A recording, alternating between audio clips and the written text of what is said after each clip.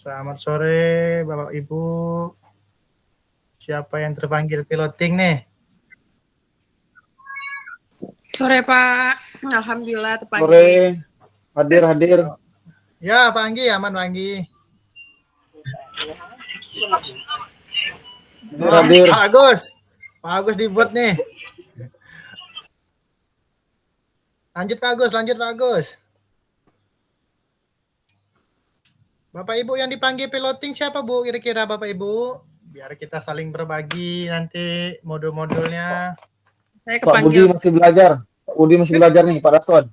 Persiapkan. Oke, sama-sama kita Pak Budi. Saya juga terpanggil nih. Dapat rezeki Ya, kita mantap. tahun nih. Alhamdulillah, siap-siap. Pak Asmardi kayaknya terpanggil juga nggak? Pak Asmardi nih. Ada namanya Iya, masuk Pak. kemarin. Dipanggil. Kemarin kayaknya di BGP. Satu kampus lah, Pak. Sama kita Pak, di Unja kita ya, Pak. Satu kampus Kak. Oke lah. Jadi kita tetap lanjut lah PKG-nya di pilotingnya nanti kita sama-sama lah, kita sama PJOK nanti kan. Kami sama Pak Asmardi satu kampus lagi nih. Jadi saling kerjasama kita, saling mengingatkan lah. Nih kita lanjut lah Pak, biar karena saya nanti malam balik ke Tembilahan nih, mau ngurus-ngurus SKCK, ngurus semuanya lagi. Saran Pak, untuk SKCK kan kita di Polres. Tapi kalau untuk surat kesehatan sama nafza itu Pak langsung di klinik Polres saja Pak. Soalnya banyak kawan tidak tahu kalau bisa di situ.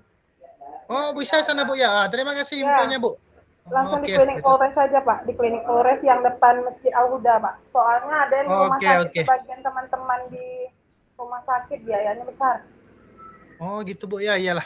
Oke Bu, berarti saya nanti malam di sana Bu ke Tembilahan biar sampai besok Pak. Sore kan, besok pagi. Oke Pak Ibu, kita lanjut dulu lah, kan nanti 3:30 biar bisa berangkat juga di saya soalnya. Oke, Assalamualaikum warahmatullahi wabarakatuh. Selamat siang, salam bahagia, salam sehat semua buat rekan-rekan semua.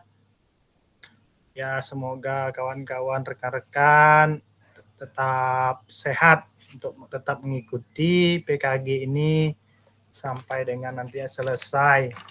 Dan piloting pun, karena piloting PKG nanti kita mirip-mirip tugasnya Bapak Ibu. Nanti kita video ucin itu saya berharapnya kemarin tuh PPG ini di belakangan. Jadi setelah kita bikin video bukti karya kita itu bisa kita upload lagi untuk video ukin karena mirip-mirip nanti Bu. Jadi kalau seandainya sudah divalidasi tadi bukti karya kita, tentu di PPG harus jadi lulus saja. Nah, jadi nanti kalau seandainya kita PPG duluan di video ukin, ya berarti bukti karya nanti kita tak perlu lagi buat, tinggal itu aja diupload nanti. Di sini saya berharap semoga kakak-kakak semua sehat selalu dan tetap bersemangat. Dan kita dapat melanjutkan untuk 1,5 jam ke depan. Pada kali ini kita akan membahas tatap maya keempat, di mana di sini kita diinstruksikan mengikuti sesi kuatkan pemahaman modul 1.2 pembelajaran PJOK berpusat pada peserta didik. Nah, di sini saya akan tunjukkan PPT-nya sebentar. Ini PPT-nya.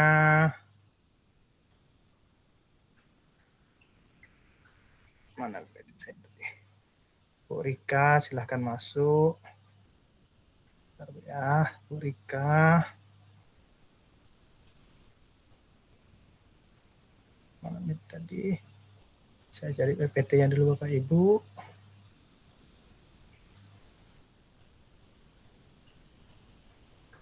Nah, di sini kita telah masuk pada 1.3 sini pembelajaran PJOK berpusat pada peserta didik.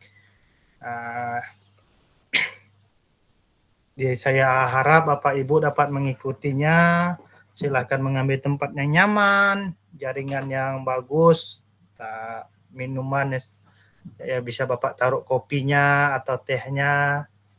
Yang jelas posisi Bapak duduk nyaman, rileks dan santai, namun bisa tetap fokus dalam mengikutinya. Pada pertemuan kali ini tidak henti-hentinya saya mengingatkan Bapak Ibu tentang kesepakatan kita bersama untuk memperlancar kegiatan tetap maya kita ini, agar kita tetap menyepakati kesepakatan kita, tetap menyalakan kamera jika tidak ada berhalangan. Namun jika tetap ada sambil ada kegiatan, Bapak Ibu bisa mematikan kameranya, mematikan mikrofon agar pembicaraan tidak ada trouble. Jika Bapak Ibu ingin menyampaikan pendapat, Bapak bisa kembali menghidupkan kameranya dan menghidupkan mikrofonnya agar dapat mengikuti pembelajarannya. Di sini Bapak Ibu, kita juga memastikan hadir seutuhnya, di mana kemarin di BGP dijelaskan kita nanti tetap maya itu ada 19 kali, di mana nanti diharapkan Bapak Ibu minimal hadir 17 kali. Jadi kalaupun nanti perluan mendesak, Bapak Ibu ada kesempatan 1 atau 2 kali tidak mengikuti ya. Namun alangkah baiknya tetap mengikuti seperti Pak Agus, tetap mengikuti dia walaupun lagi dalam perjalanan. Terima kasih Pak Agus. Di sini kita harus menghargai waktu Bapak Ibu agar kita dapat selesai tepat waktu. Memaksimalkan fitur chat jika ingin bertanya atau ingin menyampaikan pendapat, jika ingin menjawab pertanyaan juga nggak masalah. Mengangkat tangan jika ada yang ingin bertanya atau yang belum jelas. Tujuannya agar kita dapat melaksanakan kegiatan ini dengan fokus. Di sini tujuan kita kali ini adalah memahami konsep pembelajaran PJOK yang bersumber pada peserta didik. Yang kedua, tujuan kita juga adalah memahami minat peserta didik sesuai dengan karakteristik bidang jasmani, sosial, emosional, mental seusianya. Yang ketiga adalah menganalisis pembelajaran PJOK berdiferensiasi. Di sini, agenda berikutnya, di sini agenda pertama kita melakukan role play pembelajaran. Role play pembelajaran ini nanti Bapak Ibu, kita melakukan ada beberapa gerakan, sekitar ada 5 gerakan, yang dimana gerakan itu sudah sering kita lakukan dalam pelajaran PJOK. Nanti di situ kita diberi tugas mengamati teman kita. Nanti saya bagikan pasang-pasangan Bapak Ibu, yang satu melakukan gerakannya dan satu lagi dia menilai temannya. Yang kedua adalah mengasosiasikan aktivitas pembelajaran. Ketiga, mencocokkan tabel. Dan keempat adalah menganalisis kegiatan pembelajaran berdiferensiasi. Agenda kita di sini dibagi 5 menit kita melakukan pembukaan. Seperti yang tabel kedua tadi, ada kesepakatan kelas, pemaparan tujuan sesi, dan penjelasan agenda kegiatan. 30 menit kita masuk aktivitas 1, di mana kita melakukan gerakan role play, bermain peran, pembelajaran yang pusat pada peserta didik. Nanti ada bentar Pak Sulpandi, silahkan masuk. Mana dia? Oke, nanti kita ada melakukan peran guru pembelajaran SCL ini di Jambot, dan 10 menit nanti kita masuk aktivitas 2, menelaah berbagai macam karakteristik. 10 nanti kita menit mencocokkan lagi. 15 menit kita melakukan aktivitas ketiga, dan kelima kita melakukan refleksi bersama-sama. Baik Bapak Ibu, di sini sebelum kita melakukan role play atau simulasi, ada pertanyaan yang ingin saya gali dari Bapak Ibu. Di sini nanti Bapak Ibu silahkan menuliskan jawaban yang menurut Bapak Ibu di kolom chat. Tulis saja apa yang menurut Bapak Ibu, kira-kira Bapak Ibu menjawabnya seperti ini, nggak apa-apa. Karena ini tidak ada salah Bapak Ibu. Di sini tidak ada salah benar. Karena di sini kita menurut pendapat kita masing-masing. Nah, seandainya nanti setelah menjawab, baru kita ambil titik temunya di mana jawabannya. Jadi Bapak Ibu, silahkan Bapak Ibu pikirkan dulu dan jawab tulisannya di chat Bapak Ibu semua. Di sini ada pertanyaannya, bagaimana praktik pembelajaran PJOK yang berpusat pada peserta didik? Nah, menurut Bapak Ibu, bagaimana praktik itu? Nah, apa tandanya bahwa kita telah melakukan pembelajaran PJOK yang berpusat pada peserta didik? Oke Bapak Ibu, saya kasih waktunya sekitar 4 menit. Jelaskan Bapak Ibu, jawab di kolom chatnya Bapak Ibu semua. Silakan Bapak Ibu.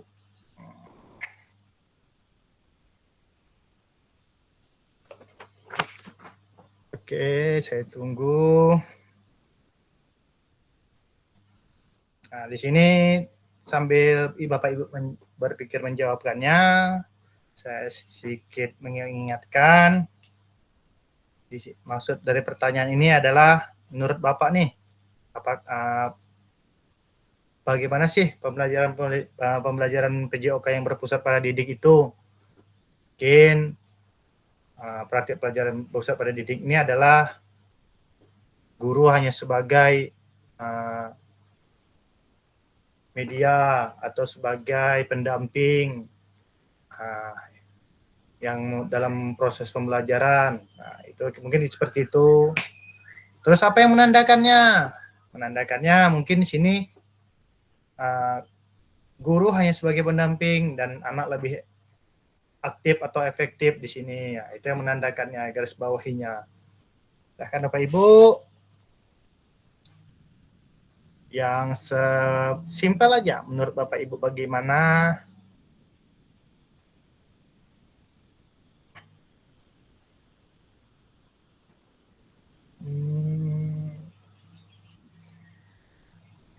Oh, bentar Pak, saya matikan dulu, stop. Lagi share now. Mantap nih. PT saya bentar. Ini dia PT-nya. Di sini saya buka.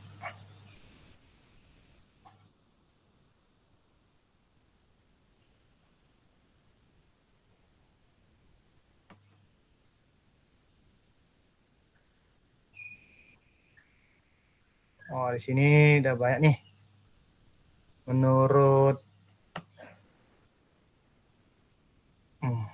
Menurut Pak Herul, pembelajaran yang menyesuaikan dengan karakter peserta didik. Nah, ini Pak Herul sudah menjawab nih. Bagaimana praktik pembelajaran PJOK yang berpusat pada peserta didik? Menurut Pak Herul adalah pembelajaran itu menyesuaikan dengan karakternya. Terus kira-kira Pak Herul apa yang menandakannya? Bahwa kita telah menandakannya itu gimana? Guru sebagai fasilitator. Oke. Di gurunya sebagai fasilitator. Di sini dijawabnya sebagai pendamping. Pandi, menurut saya respon pendidik terhadap pembelajaran disampaikan dengan berbagai media, bantu konten. Suami Apika, segala bentuk aktivitas dilakukan oleh peserta didik. Praktik pembelajaran pusat pada peserta didik. Oke. Bu Rika dan Pak Hairul hampir sama. Di sini bahkan sama, Pak Hairul dan Bu Apika dia setuju pembelajaran itu berpusat pada peserta didik. Jadi berpusat di sini bukan berarti semena-mena Bapak Ibu. Tetap ada syarat dan ketentuan yang harus disepakati. Tapi di sini kita harus memperhatikan ya berpusat di sini ya anak lebih terlihat aktif, anak lebih berperan. Apa yang menandakannya? Nah, benar. Di sini apa sih yang menandakan bahwa pembelajaran itu setelah berpusat pada peserta didik? Ya, pembelajaran itu menandakan bahwa berpusat pada peserta didik adalah ya kita bisa melihat di sini pada pembelajaran itu anak harus lebih efektif, anak harus lebih aktif. Jadi tugas guru itu hanya memfasilitasi saja. Misalnya dia hanya pengen bermain, ya kita fasilitasi ini pembagiannya, ini cara bermainnya. Setelah itu anak bisa mengekspornya lagi. Nah, jadi di sini guru bertindak sebagai fasilitator, dia mengakomodasikan suara pilihan siswa, dia juga memungkinkan peserta didik untuk mengambil peran lebih aktif. Nah, di sini nanti dia aktifnya siswa itu misalnya nih memimpin pemanasan. Tapi bukan berarti ketika anak aktif gurunya jadi pasif. Gurunya duduk-duduk sambil merokok, sambil minum. Itu banyak aja seperti itu. Tapi mudah-mudahan kita tidak ada seperti itu. Nah, terus di sini juga dalam pembelajaran PJOK, guru memberikan kesempatan kepada peserta didik untuk bertanggung jawab dalam proses pembelajarannya. Bertanggung jawab di sini ketika anak itu sudah mengambil perannya nih, misalnya dia sebagai Pak, saya mau main bola hari ini Pak. Saya butuh bola, saya butuh kun, saya butuh gawang. Setelah dia mengambil itu, dia harus bertanggung jawab dengan apa yang dia pinjam. Sehingga dia ketika dia meminjamnya 3, berarti dia harus mengembalikannya 3. Nah, jadi itulah bentuk dari tanggung jawab yang ada yang menandakan bahwa pembelajaran PJOK itu telah berpusat pada didik. Nah, kalau sudah ada ciri-ciri itu di sekolah kita, berarti sekolah kita sudah menerapkan yang namanya pembelajaran yang berpusat pada peserta didik. Jawaban Pak Hairul, Pak Sulpandi, Bu Apika, Bu Rika, semua bagus. Pak Rosti juga benar, karena peserta didik sebagai media, alat sumber belajar. Nah, ini yang menarik dari Pak Budianto. Pak Budianto tetap dia dari kemarin dia lebih mengutamakan sikap di sini. Respect dan respon. Nah, jika ada itu timbal balik antara guru dan murid, ya secara tidak langsung ada menandakan bahwa pembelajaran yang berpusat pada peserta didik telah ada di kelas sekolah kita. Nah, untuk kedepannya berarti kita harus mengembangkannya lagi. Mengembangkan di sini jangan hanya sekedar wah semua kegiatan udah ke peserta didik, tidak. Jadi harus kita kembangkan terus-menerus bagaimana untuk menjadi lebih baik. Di sini kita sebelum menjawab pertanyaan, kita diajak untuk merefleksikan nih beberapa hal yang mungkin terjadi di kelas kita. Di sini ada gambarnya, apakah saat ini kita lebih banyak suara peluit sebagai perintah, apakah tidak. Sedangkan di gambar yang satunya, pada saat pembelajaran semua gerakan peserta didik harus disesuaikan perintah atau komando guru. Nah, di sini sejauh apa pembelajaran yang pusat pada peserta didik ini sudah terjadi di kelas PJOK. Nah, yang saya tanyakan, biasanya guru PJOK ini yang dibawanya fluid, stopwatch. Kadang kita sering nih memanggil anak cuma dengan menginstruksikan fluid. Misalnya contohnya, kumpul. Berarti di situ kita lebih banyak menggunakan fluid sebagai perintah. Atau ada juga tipe-tipe guru olahraga itu semua ada sistem komando. Contohnya gini, yuk sini kita semua pemanasan, anak berbaris di depan, sedangkan kita gurunya di depan muridnya lagi. Nah, biasanya nih dalam membariskan anak nih, si siswa berdiri membelakangi matahari, sedangkan gurunya menghadap anak, mungkin lebih menghadap matahari juga. Nah, jadi saya ingin bertanya ke Bapak Ibu, kira-kira dari 2 tipe ini Bapak Ibu sering menggunakan yang mana? Menggunakan tipe yang menggunakan fluid sebagai perintah, pipit. Misalnya anak langsung paham nih, langsung berkumpul. Atau kadang menggunakan suara, ayo baris. Atau kedua-duanya. Bisa. Silahkan Bapak Ibu boleh menuliskannya di kolom chat atau juga boleh langsung berbicara. Silahkan Bapak Ibu. Kalau ingin langsung berbicara, silahkan angkat tangannya. Ya Bapak Ibu, di sini ada dua pilihan nih, ada dua tipe nih. Kadang kita menggunakan fluid, melakukan aktivitas olahraga, atau kita sistem komando, di mana segala kegiatannya itu siswa mengikut gerakan gurunya, atau kedua-duanya. Kadang pakai fluid, kadang menggunakan komando. Silakan Bapak Ibu, jika ada yang ingin berbagi, Pak Kalmizi dengan suara saya kadang anak peduli. Oke Pak Budianto, silakan Pak Budi. Keduanya Pak Supandi. Oke Pak, ya. Oke, silakan Pak Budi. Oke. Para maklum Pak, jaringan nih nyangkut-nyangkut. Siap, aman. Hanya berbagi aja sih. Mohon izin senior saya Pak Apriyadi. Kalau salah tambahkan. Kalau biasa untuk pribadi saya sih, kalau pas mengajar, pertama untuk penjelasan saya sih, saya sering berargumen sama siswa. Pertama, tidak harus ketua kelas, semua yang terlibat di kelas itu terlibat. Mungkin hari ini, minggu ini siswa ini, minggu depan siswa bergantian. Itu yang pertama. Yang kedua, baik itu pembukaan awal maupun untuk pembagian materi masuk pun saya menjelaskan dulu. Setelah menjelaskan, saya kasih pemahaman siswa. Kalau ada siswa yang bisa mengerti dan memahami cepat, mungkin siswa itu yang siapkan tampil di depan. Mungkin memimpin teman-teman rekannya lah.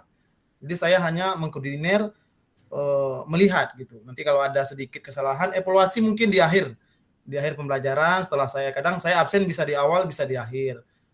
Kalau untuk menambah peluit dan kun itu seringkali saya gunakan. Karena memang jujur untuk modifikasi pembelajaran aja, biar semangat kan. Mungkin itu penambahan saya. Mungkin mudah-mudahan senior saya bisa menambahkan. Terima kasih. Oke. Terima kasih Udi. Ada yang mau menambahkan lagi Bapak Ibu? Di sini banyak di kolom chat juga. Ada yang memakai kedua-duanya. Oke Pak Apriyadi, silakan Pak Apriyadi.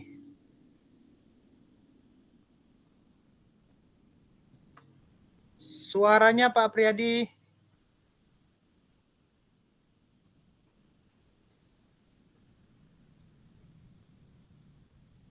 Halo, suaranya Pak Apriyadi.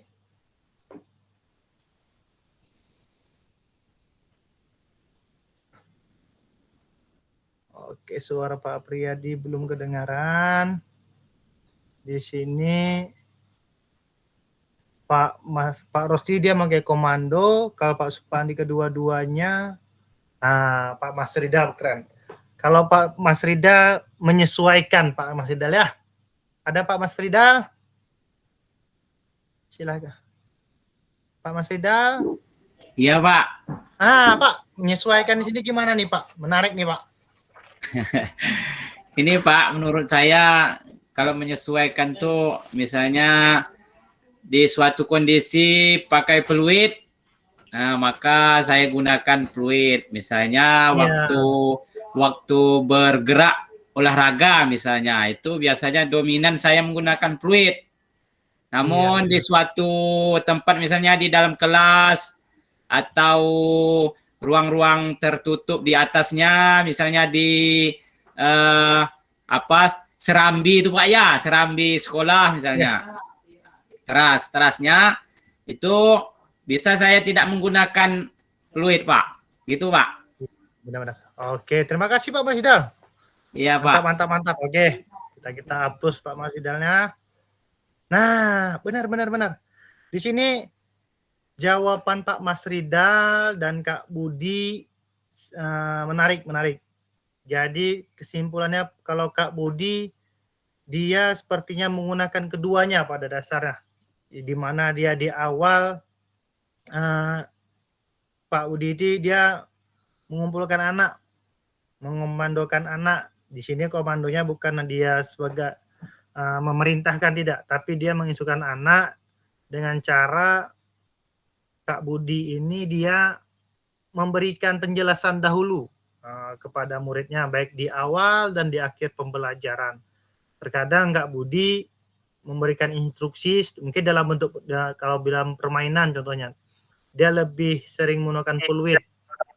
Nah, Oke, dengar Pak Brady, aman Pak Brady. Oke Pak Brady mau menambahkan? Baik, Pak. Oke, Mohon maaf nih, Pak. Tadi salah setting nih.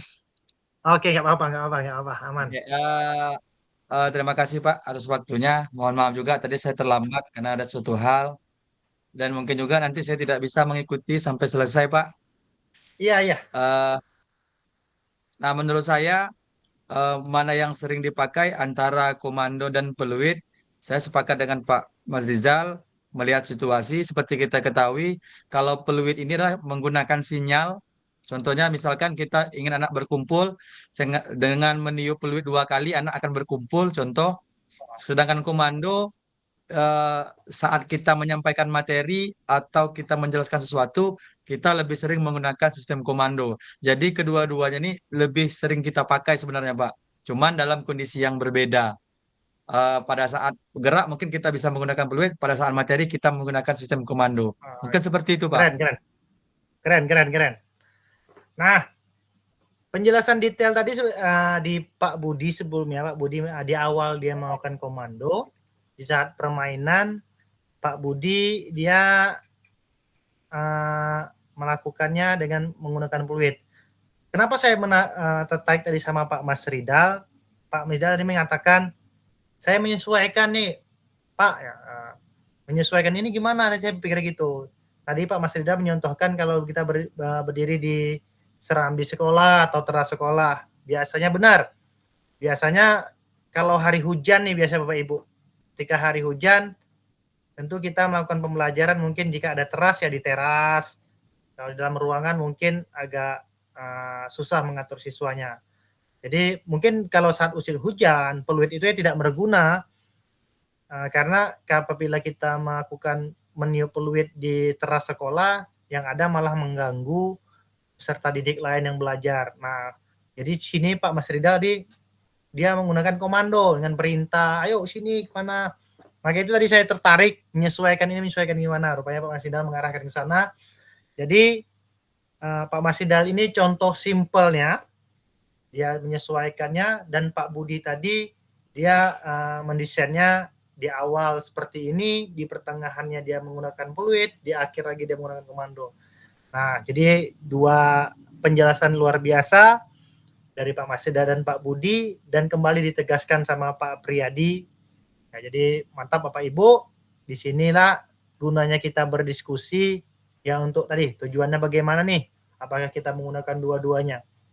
Tapi di sini kalau kita menggunakan peluit Bapak Ibu yang harus kita perhatikan dan harus kita ingat, jika lingkungan kita itu lapangannya anggaplah sempit, ya peluitnya ya jangan ditiup kuat-kuat karena nanti bisa mengganggu proses pembelajaran di kelas lain.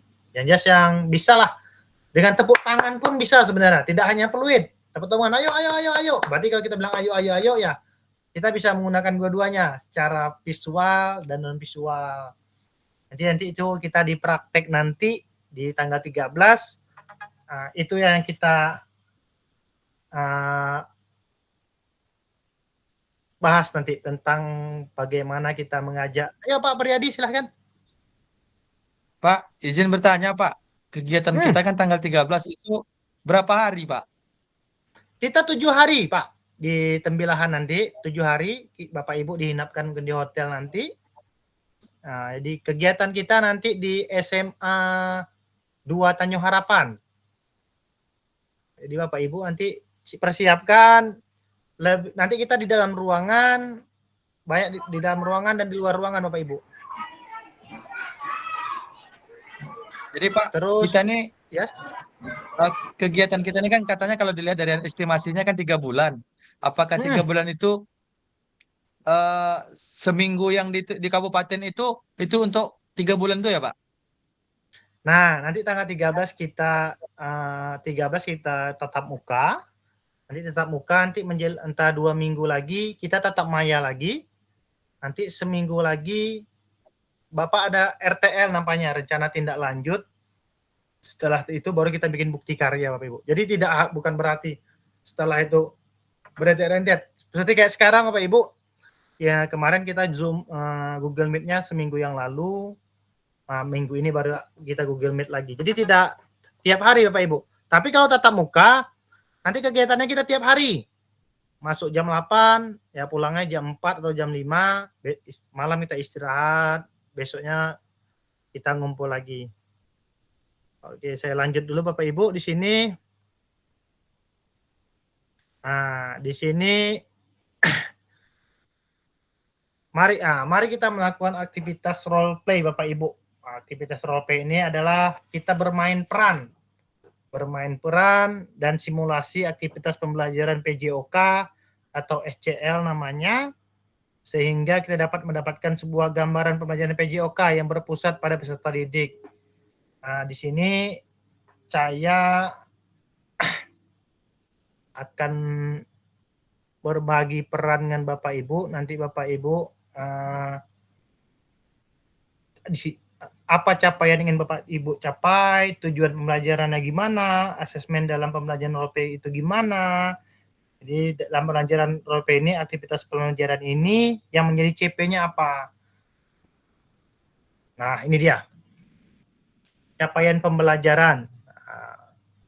Tujuan pembelajaran kita apa nih Bapak Ibu? Peserta didik memahami gerak fundamental. Yang pertama, peserta didik melakukan dan memahami gerak koordinasi dengan benar. Kedua, peserta didik mengetahui efek dari latihan yang dilakukan. Apa nih, kita melakukan gerakan ini, efek yang didapat dari latihan itu apa? Yang ketiga, peserta didik dapat menganalisis efek latihan yang diberikan melalui denyut nadi. Nanti Bapak Ibu silahkan lakukan gerakan berpasang-pasangan, nanti dicek denyut nadinya sebelum melakukan berapa, setelah melakukannya berapa. Nah, terus asesmennya melakukan self dan fair assessment efek latihan telah dilakukan. Terus melakukan analisis efek latihan diberikan melalui perubahan denyut nadi. Aktivitas pembelajarannya bagaimana nih? Jadi Bapak Ibu melakukan gerak koordinasi. Di sini nanti saya akan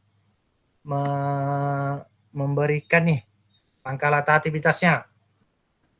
Di sini saya akan membagi peserta secara berpasangan.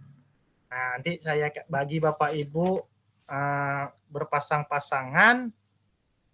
Nanti Bapak Ibu, bentar semana tadi. Saya bagi berpasang-pasangan. Di sini nanti misalnya Bu Saumi Apika melakukan gerakan 1. Misalnya berpasangan nanti dengan siapa? Bentar, saya bagi dulu Bapak Ibu. Ini saya stop dulu Meet-nya. Saya pindah ke sini. Nah, saya bagikan dahulu. Nih, Bu Saumi Apika nanti berpasangan sama Pak Kalmizi. Nah, bentar Bapak ya, Kalmizi.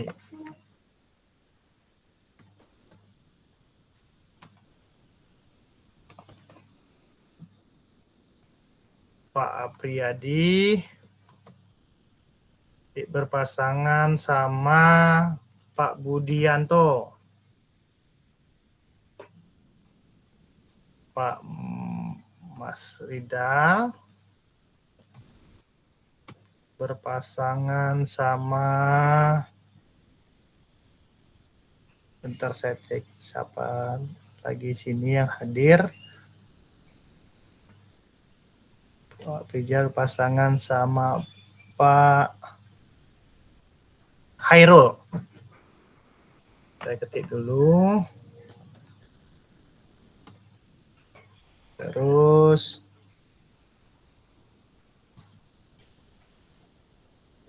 Pak Farhan sama Pak Agus nggak mungkin bisa melakukan gerakannya. Pak Sulpandi dan Bu Rika nanti. Pak Sulpandi, Bu Rika, Pak Rosli, dan Pak Farhan. Nah, gini Bapak Ibu. Nah, di sini Bu Saumi Apika nanti dia melakukan gerakan nomor 2. Bentar, saya pilih itu nomor 2. Nah, gerakan nomor 2.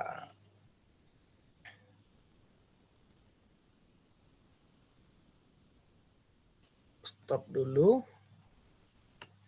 Bu Saumi Apika dia melakukan gerakan nomor 2.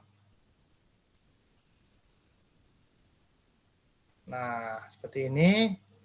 Bu Saumi Apika melakukan gerakan nomor 2. Di situ nanti gerakannya ada kombinasi gerak membungkuk dan menekuk. Jumping jack nomor 2, Bu Saumi Apika. Yang menilainya itu Pak Kalmizi. Nah, ini menilai di sini nih nanti. Ya Pak. Nah, nanti Bu Saumi Apika kita melakukannya nanti 30 detik aja Bu Saumi Apika sebelum melakukan gerakannya itu. Bu Saumi Apika harus hitung dulu berapa denyut nadi Ibu Saumi Apika sebelum melakukannya. Nah, 30 detik nanti ya. Nah, setelah melakukannya, Ibu berhenti. Nah, nanti Bu Saumi Apika hitung berapa. Nah, misalnya sebelum melakukan kegiatan, Bu Saumi Apika denyut nadi awalnya 16 detik dalam 16 kali dalam 30 detik. Dalam 30 Setelah detik. setelah melakukan jumping jack itu, Bu Saumi Apika jadi 40. Nah, denyut nadi akhirnya setelah melakukan nanti ditulis. Nah, Pak Kalmizi nanti melakukan umpan balik. Nah, kenapa bisa ada peningkatan? Kenapa bisa Bu Apika awalnya 19 jadi 20? Apakah karena gerakan seperti ini? Hanya seperti aja. Nanti tulis di kolom yang saya berikan. Saya kirim nanti linknya. Nanti Pakai video ya Pak, kita melompat ya? tak usah. Tak usah, yang jelas kita praktek tuh di luar dari Ya. apa. Tapi kalau Ibu mau buat video pun boleh Bu, sama-sama. Nanti kita sama-sama melakukannya. Hidupkan aja di kameranya. Tidak lah Pak. Nah, gerakannya seperti ini Bu. Nah, gerakan 1 dia membungkuk pegang kaki bagian bawahnya, terus ditekuk, bungkuk, tekuk. Sedangkan kalau jumping jack itu yang begini. Nah, Jadi Pak, coba saya membungkuk saja ya Pak. Bapak membungkuk semua Pak, tapi nanti Bapak Umay. tetap semua Patah Semua pinggang Pak. Pika besar. semua tetap dihitung nadi awal dan nadi setelah melakukannya. 30 detik nanti kita melakukannya. Terus kalau ini saya kirim linknya dulu, terus kalau yang gerakan ketiga jalan di tempat, lari di tempat gini aja Pak. Lari di tempat 30 detik. Nah, kalau yang terakhir keempat dia gini, menyilang gini aja gerakannya. Nah, seperti itu aja. Nanti saya ubah dulu biar tidak repot ibu-ibu. Saya kurus nampak. Ibu, Tak nampak, kita Pak. Tak nampak sini gambarnya itu. Bentar Bapak Ibu. Tak nampak gambarnya Pak. Ntar Jadi saya melakukan gerakan yang kedua aja Pak ya? Gerakannya bentar Pak, besarkan. Ini ada gerakan yang melompat nanti ibu-ibu jangan melompat lah, sedikit payah. Pak, Yang muda-muda ada ya. pertanyaan, Pak. Nah, Yang Saya muda-muda ini cuma aja. ikut gerakan yang ketiga. Mudah nih Pak. Pak. Kita banyak gerakan ketiga nih. Bentar saya share dulu ke WA. Nanti catat di situ Bapak Ibu. Itu linknya bentar ya. Ctrl V. Oke. Masuk ke situ Bapak Ibu. Nanti catat berapa Bapak Ibu. Kalau Pak di situ ada keterangannya. Bentar saya share lagi biar tak bingung.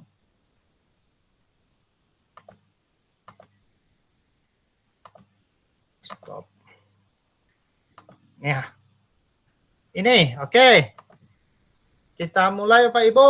Bu Saumia Abika melakukan gerakan nomor 2. Tadi gerakan nomor 2 itu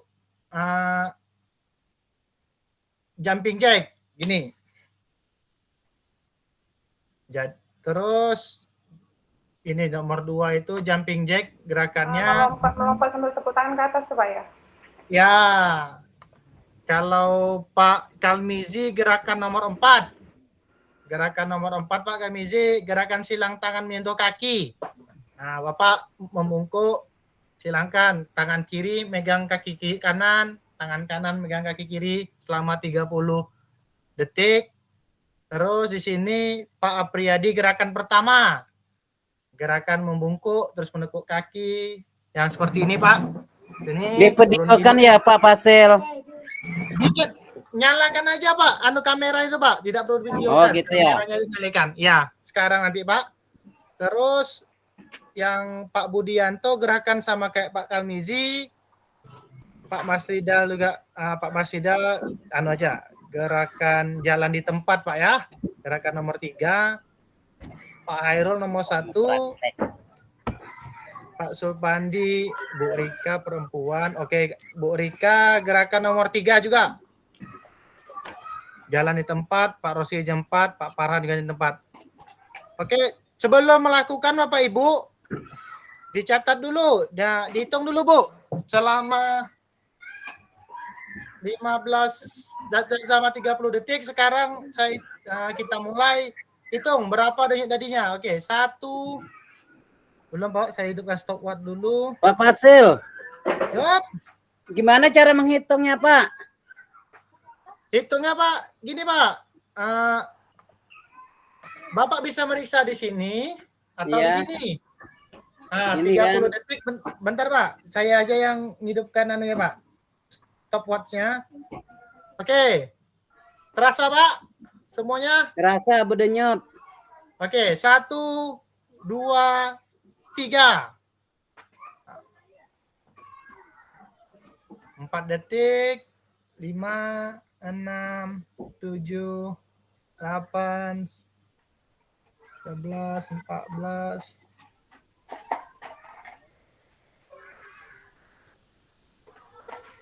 20, 21.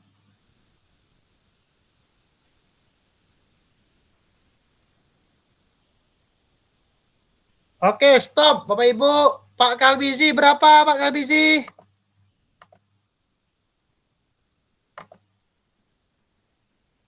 Halo, stop Pak Kalbizi berapa? Puluhan Pak, 32. Pak Kalbizi 32. Bu Saumia Pika berapa? 43. 43. Pak Apriyadi berapa Pak? Pak Apriyadi berapa denyut nadinya Pak? Berapa? Siapa Pak? Saya ya? Iya. 35 Pak. Mau 35. Pak Budi? 36 Pak, 36. 6. Oke. Pak Mas Ridal berapa Pak? 36 Pak. 36. Pak Hairul? 45. Banyak. Oke. Pak Sulpandi? 30 Pak. 30. Bu Rika ada Bu Rika? Ada Pak, 42. 42. Bu Rosli, Pak Rosli.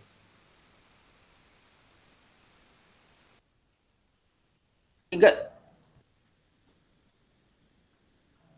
Pak Anggi. tiga, Pak. Di Pak Anggi. Oke. Tiga. Siap-siap. Pak Agus lagi di jalan. 3-3. Pak Farhan.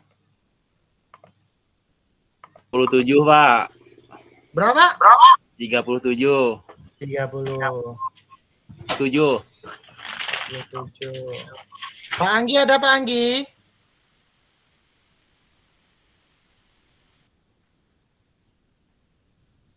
Pak Agus di jalan. Pak Budi Parwoko. 35, Pak. Pak Budi 35. Oke. Satu lagi siapa ya? Bentar. Pak Budi. Ada login. Bentar, saya cek dulu. Pak Samsuri. Pak Samsuri. Ini gerakan nomor 3 aja. Pak Samsuri ada?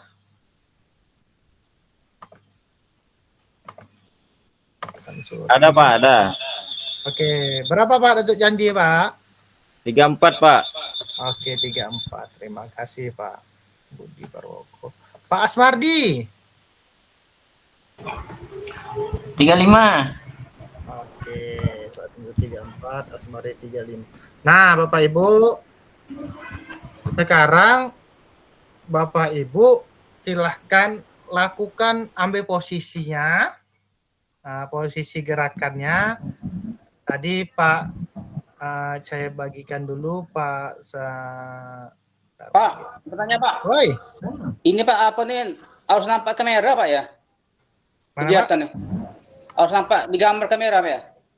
Boleh, silahkan Pak, pakai Pak. Nampak biar rekam dia Pak, kita melakukan gerakannya.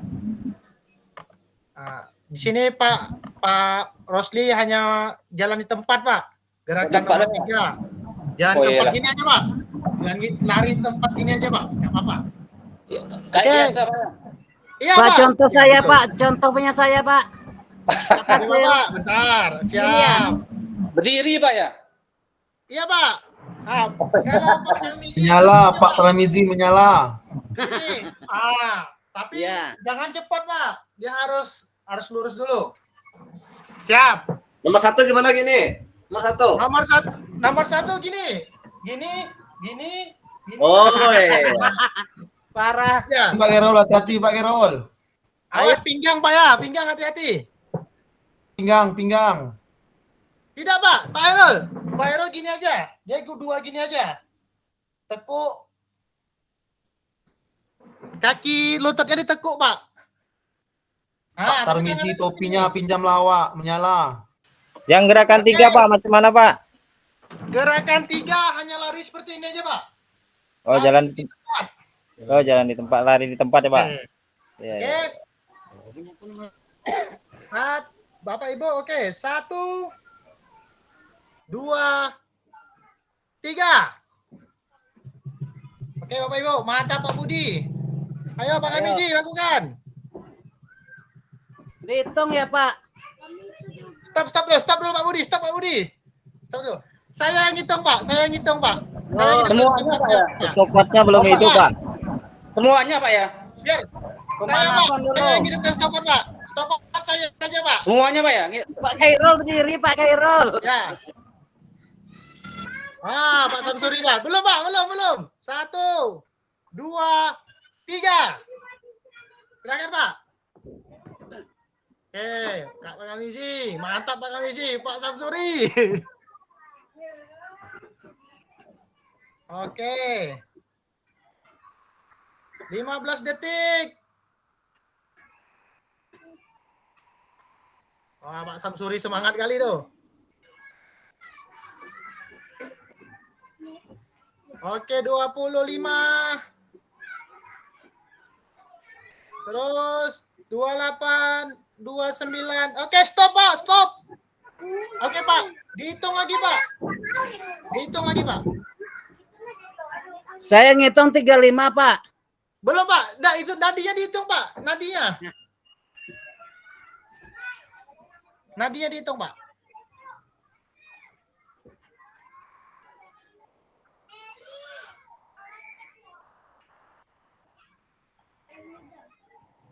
Pak, kami ngitung. Udah mulai, Pak.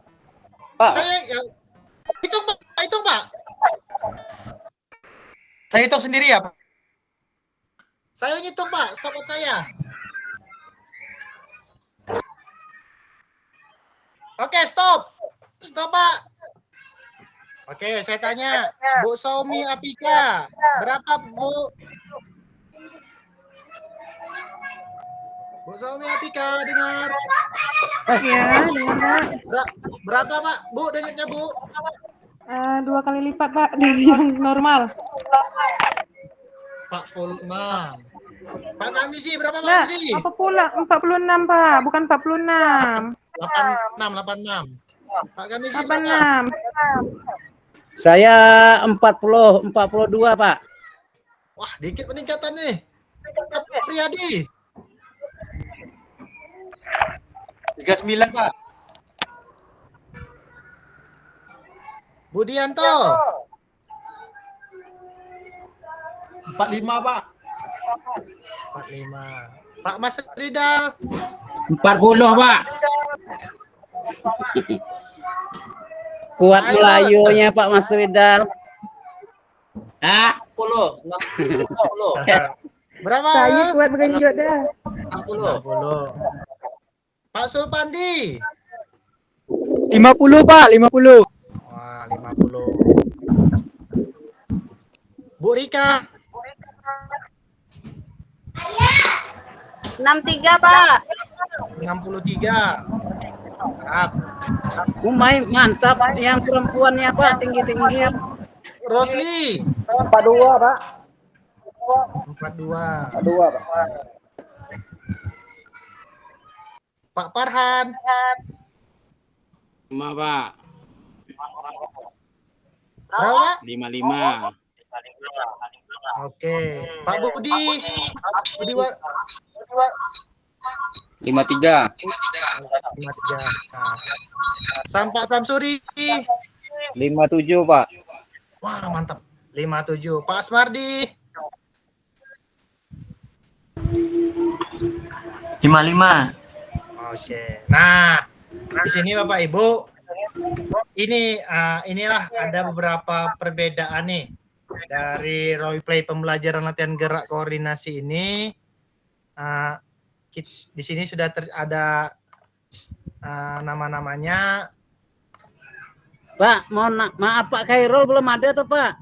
Oh iya Pak Hairul, sorry Pak Hairul. Kasihan Iya. Pak Khairul nunggu. Berapa Pak Hairul? Berapa? 60. 60. Oke, 60. Nah, gerakan pembelajaran latihan gerak koordinasi ini di sini ada bermacam latihannya. Yang pertama tadi adalah latihan pertama memungkukkan badan, kedua ada tadi jumping jack, jalan di tempat. Tadi saya pilih yang mudah-mudah saja biar tidak ada gerak-gerakan melompat, karena gerak melompat nanti yang kasihan ibu-ibunya. Berat Pak, saya melompat tadi. Iya, benar.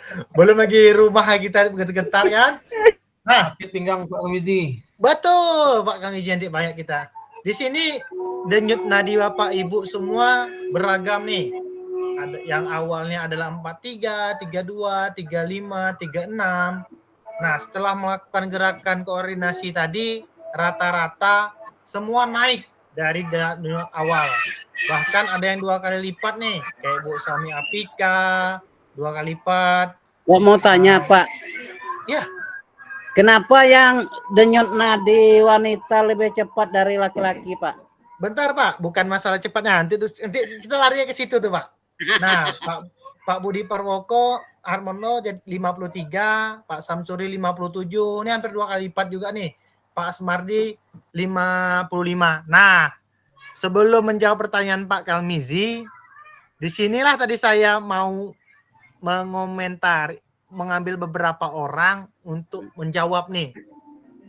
Nih, umpan balik mengenai gerakan yang dilakukan pasangannya tadi. Di sini kan, nah ini jadi Pak Kalmizi dua nanya tadi. Kenapa? Jadi tak usah Pak Kalmizi menjelaskan. Saya mau nanya ke Pak Sulpandi. Pak Sulpandi, ada Pak Sulpandi? Ada Pak, ada. Nah, kira-kira menurut Pak Sulpandi, kenapa di awalnya Pak Sulpandi denyut nadinya 30, setelah melakukannya hampir naik 2 kali lipat nih Pak, jadi 50. Nah, faktor apa kira-kira tuh Pak yang bisa Begini Pak, awalnya kita belum ada melakukan kegiatan apa-apa. Unit nadi itu menyesuaikan kegiatan yang kita lakukan. Jadi setelah kita melakukan kegiatan, maka nadi itu lebih cepat daripada semulanya Pak, dari awal sebelum kita melakukan kegiatan, begitu Pak. Nah, kegiatan aktivitas, oke. Ya. Ya Pak Sil, izin sebentar Pak ya ngasih tugas anak olahraga di lapangan ya. Silakan Pak. Ini anak di lapangan dah. Siapa? Kalau jawaban Pak Zulpandi, intinya garis besarnya dia menjawab gini, karena aktivitas mempengaruhi kegiatan sehingga merubah denyut nadit sebelumnya. Oke. Seperti itu kira-kira Pak ya? Ya Pak, begitu. Nah, tadi saya Pak Mas Ridal, mana Pak Mas Ridal? Iya Pak. Ada Pak? Iya. Menurut Bapak kira-kira apa tuh Pak? Menurut saya Pak, terjadinya kontrak Pak,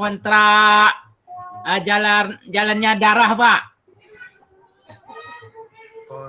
Yang tadinya apa nih? Apa ya?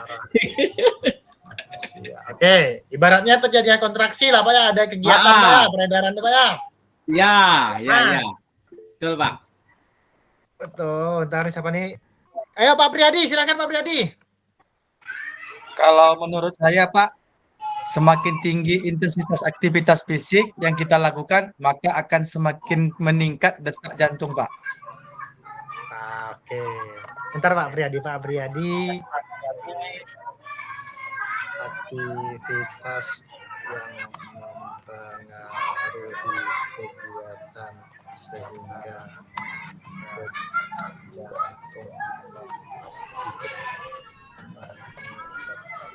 Oke, aktivitas pembangunan. Pak Hairul, saya mendengar suara Pak Hairul nih. Ya Pak Hairul. Oke. Denyut nadi akan berubah meningkat apabila melebihi aktivitas daripada sebelumnya. Aktivitas melebihi daripada aktivitas sebelumnya.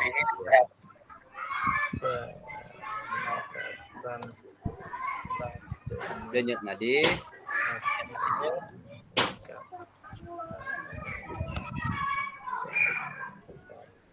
ya. Oke gitu Pak ya, kira-kira Pak ya. Nah, suara Bu Saumi Apika nih dia paling ngeri nih. Dania, ayo apa Bu Saumi Apika?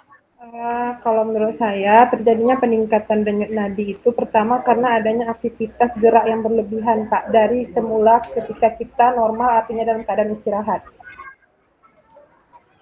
Karena untuk masa istirahat, detak nadi kita itu berkisar antara 60 sampai 100 kali per menit. Kalau dihitung setengah menit tadi berarti berkisar sekitar 30 sampai 50 Pak. Oke. Kemudian kalau untuk yang setelah melakukan aktivitas itu terjadi peningkatan karena dalam pergerakan itu denyut nadi itu berkisar antara 130 sampai 150 Pak. Jadi kalau paruh daripada aktivitas itu sekitar 65 sampai 75. Oke, benar-benar. Nah, tadi bilang 74, intinya gini Pak. Gini, aktivitas ini saya rangkum semuanya benar ya. Pak Budi, detak jantung bergerak cepat sehingga responnya benar. Kita balik lagi Bu, aktivitas itu saya jawaban dari Pak Apriyadi, Pak Hairul Sulpandi pada intinya di sini seperti jawaban Pak Mas Ridal, ada kontraksi ini ada ibaratnya adanya aktivitas sebenarnya sehingga peredaran darah manusia itu semakin cepat. Tapi yang bagus di sini ini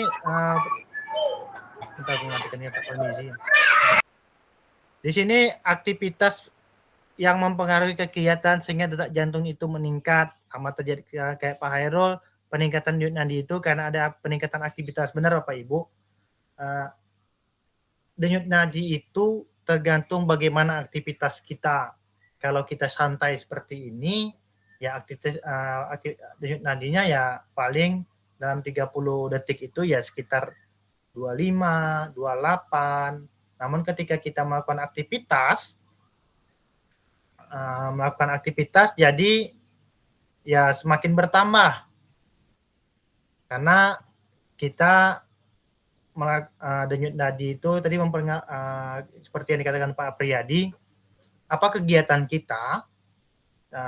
kita itu mempengaruhi denyut nadi kita. Semakin berat kegiatan kita, semakin cepat kegiatan kita, ya denyut nadinya juga akan menyesuaikan. Contohnya ketika kita tidur, ya karena kan situ kita ada relaksasi, kita rileks saja, maka denyut nadi kita itu ya santai. Tapi ketika kita bangun tidur, Pak Priyadi langsung nih lari, 4 kilo dia lari.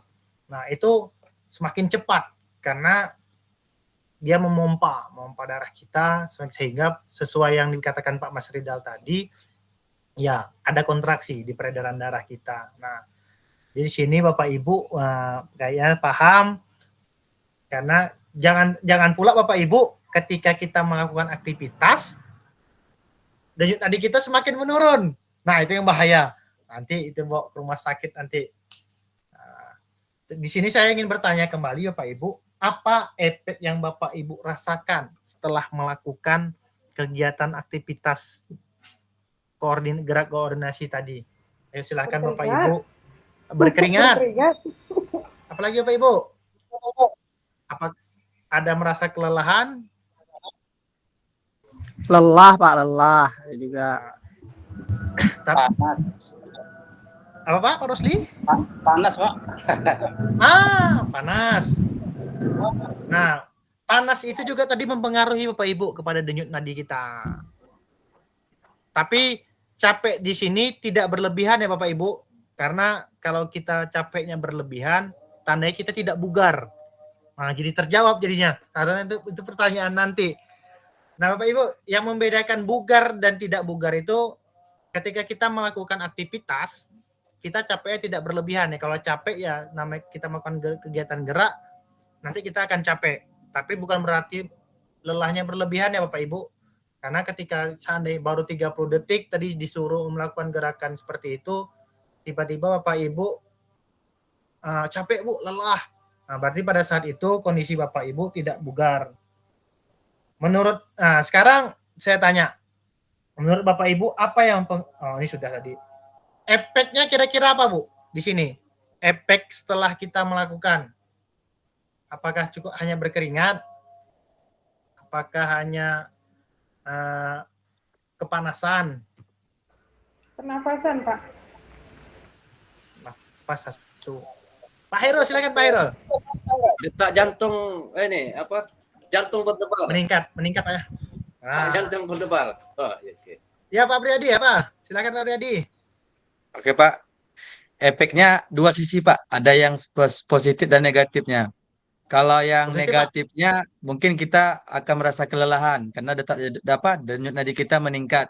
Tapi kalau ini kita lakukan 100 menerus atau dilatih, maka jantung kita akan terlatih Pak. Itu untuk efek positifnya. Seperti itu Pak. Ya. Pak Budi, tadi Pak Budi angkat tangan. Silakan Pak Budi. Ya, sedikit menambahkan juga sih. Benar kata Pak Apriyadi, senior saya itu. Jelasnya daya tahan untuk awal tadi dingin menjadi panas, berkeringat. Makanya denyut nadi tadi bisa di awal sedang sehingga sudah bergerak beraktivitas, denyut nadi juga makin menambah kegiatannya. Selesai gitulah Pak, kira-kira Pak. Ya, saya jawabannya semua bagus. Saya ingin menambahkan sedikit. Kalau saya bilang sini efeknya tergantung gerakan, Pak. Kalau gerakannya jumping jack mungkin yang lebih terasa tadi Bu Suami Apika bagian paha, kakinya, betisnya. Betul sekali. Nah, kalau Pak Hairul mungkin kalau pinggangnya masih bagus ya tidak masalah. Tapi kalau pinggangnya ya mungkin agak sedikit sakit. Kalau Pak Mas Ridal dijalani tempat ya betisnya lah nanti. Jadi mungkin itu saya menambahkan sedikit ya. Kalau pernapasan, detak jantungnya lebih meningkat itu sudah pasti benar. Cuma saya sedikit menambahkan aja karena gerakan itu terasanya ya Karena tidak mungkin Bu Saumi Apika merasakan apa yang Pak Hairul rasakan, karena Bu Saumi Apika tidak melakukan gerakannya. Oke, kita lanjut Bapak Ibu. Di sini kita masuk ke slide berikutnya. Bentar saya matikan. Pak Kamiji ganteng kalau pakai topi. Luar biasa. Panas Pak ya, masuk sore Pak ya. Oke, di sini, nah ini tadi hitung denyut nadi akhir, catat semuanya bergantian, ini sudah kita lakukan. Di sini kita masuk ke slide 7, Bapak Ibu sudah umpan baliknya sudah. Bagaimana cara kita melihat apakah latihan kita sudah benar? Ya, menurut Bapak Ibu apakah tadi sudah benar? Saya rasa benar saja. Sudah benar lah Pak dengan gerakan Pak. Ya. Betul Pak Waiji, sudah benar itu. Adakah efek yang Bapak Ibu rasakan? Nah, sini sudah kita isi juga tadi. Menurut Bapak Ibu apakah mempengaruhi? Sudah. Nah, sini oke, siapa nih mau bertanya? Oke, sini saya masuk sini lagi. Terima kasih sudah melakukan gerakannya Bapak Ibu. Kita sudah menganalisis apakah dapat menurut Bapak Ibu apakah aktivitas ini dilakukan cukup menggambarkan pembelajaran BJOK, pusat bahasa didik, apakah ada maksud. Nah, di sini Bapak Ibu kalaupun mau nulis di chat silahkan tulis di chat ataupun menyampaikan langsung juga boleh menyampaikan langsung. Di sini nih menurut Bapak Ibu pembelajaran kita tadi apabila itu kita terapkan kepada anak-anak kita di sekolah nantinya menurut Bapak Ibu apakah sudah berpihak itu kepada anak Bapak Ibu? Silakan. Oke, Bu Saumi Apika. Izin menjawab Pak, kalau menurut saya sudah berpihak Pak, sudah berpusat pada peserta didik. Contohnya tadi Bapak sebagai fasilitator dan kami sebagai peserta didiknya di sini, kami merasakan efek dari apa yang telah Bapak berikan kepada kami. Artinya kami mengikuti proses pembelajarannya. Oke. Jadi kami sebagai siswa berarti terpusat, sudah menjadi pusat perhatian atau pusat dari seorang fasilitator. Sama halnya seperti kita di sekolah kan, kita sebagai guru, sebagai fasilitator juga sudah berpusat kepada peserta didik. Iya. Menurut Pak Budi gimana nih Pak Budianto? Apakah kita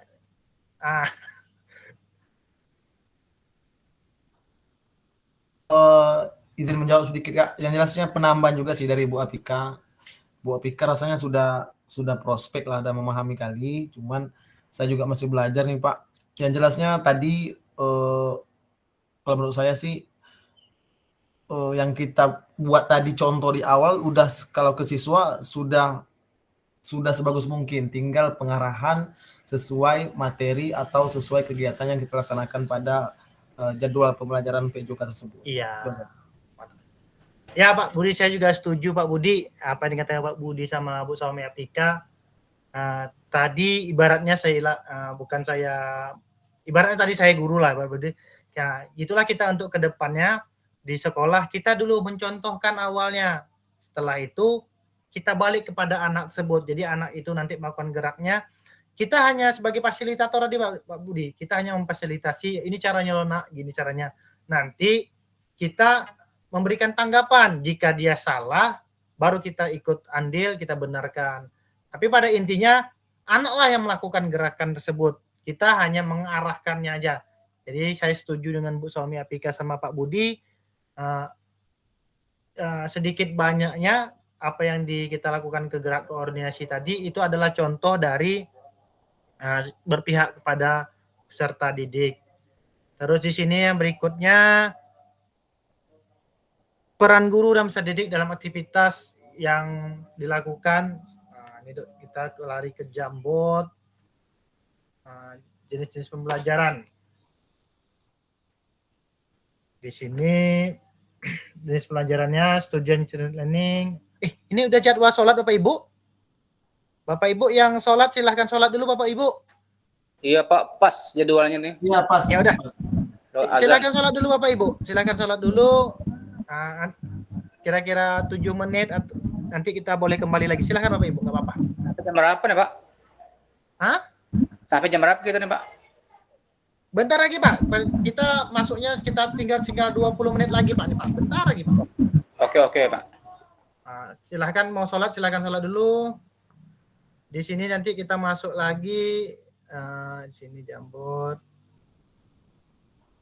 Nih, saya menjelaskan sedikit tentang slide sini jenis-jenis peran guru dan peserta didik dalam pembelajaran SCL ini. Peran guru di sini sama yang diucapkan sama Bu Saumi Apika di awal tadi, Pak Budi dan Bu Rika tadi di awal. Tadi Bu Rika nih tadi nih, sama Pak Hairul, sama Pak Priyadi. Peran guru di sekolah itu kita itu sebagai fasilitator saja Bapak Ibu dalam proses pembelajaran. Kita hanya memberi fasilitas, memberikan contohnya media, memberikan sarana, dan peran peserta didik di sekolah, mereka yang aktif dalam proses pembelajaran dengan memberi gagasan, saran, dan kritik. Jadi apabila ada saran dari murid ke guru atau gagasan dari murid ke guru, kita tidak boleh merasakan, wih, kok anak ini dia yang memberi saran kepada saya, padahal dia murid. Tidak, Bapak Ibu. Di sekarang ini peserta didik juga dapat memberikan umpan balik kepada gurunya. Terus yang kedua, peran guru adalah mengkaji kompetensi mata pelajaran harus dikuasai murid pada akhir pembelajaran. Nah, di sini guru mengingatkan, seperti Pak Budi tadi di awal mengatakan, saya Pak sebelum melakukan pembelajaran, saya di awal memberikan materi tentang anak, menjelaskan materi dengan anak, dan di akhir pun saya juga seperti itu. Saya menjelaskan kembali pada anak. Nah, apa yang diterapkan Pak Budi pada saat ini sesuai dengan pembelajaran SCL ini sudah benar. Nah, sementara di peran peserta didiknya berpartisipasi dalam merumuskan, mengembangkan, memproseskan materi pembelajaran. Nah, ketika tadi contohnya Pak Budi sudah menjelaskan, di sini muridnya yang berpartisipasi dengan apa yang telah Pak Budi jelaskan. Di poin ketiga, merancang strategi dan lingkungan pembelajaran yang dapat menyediakan beragam pengalaman belajar. Nah,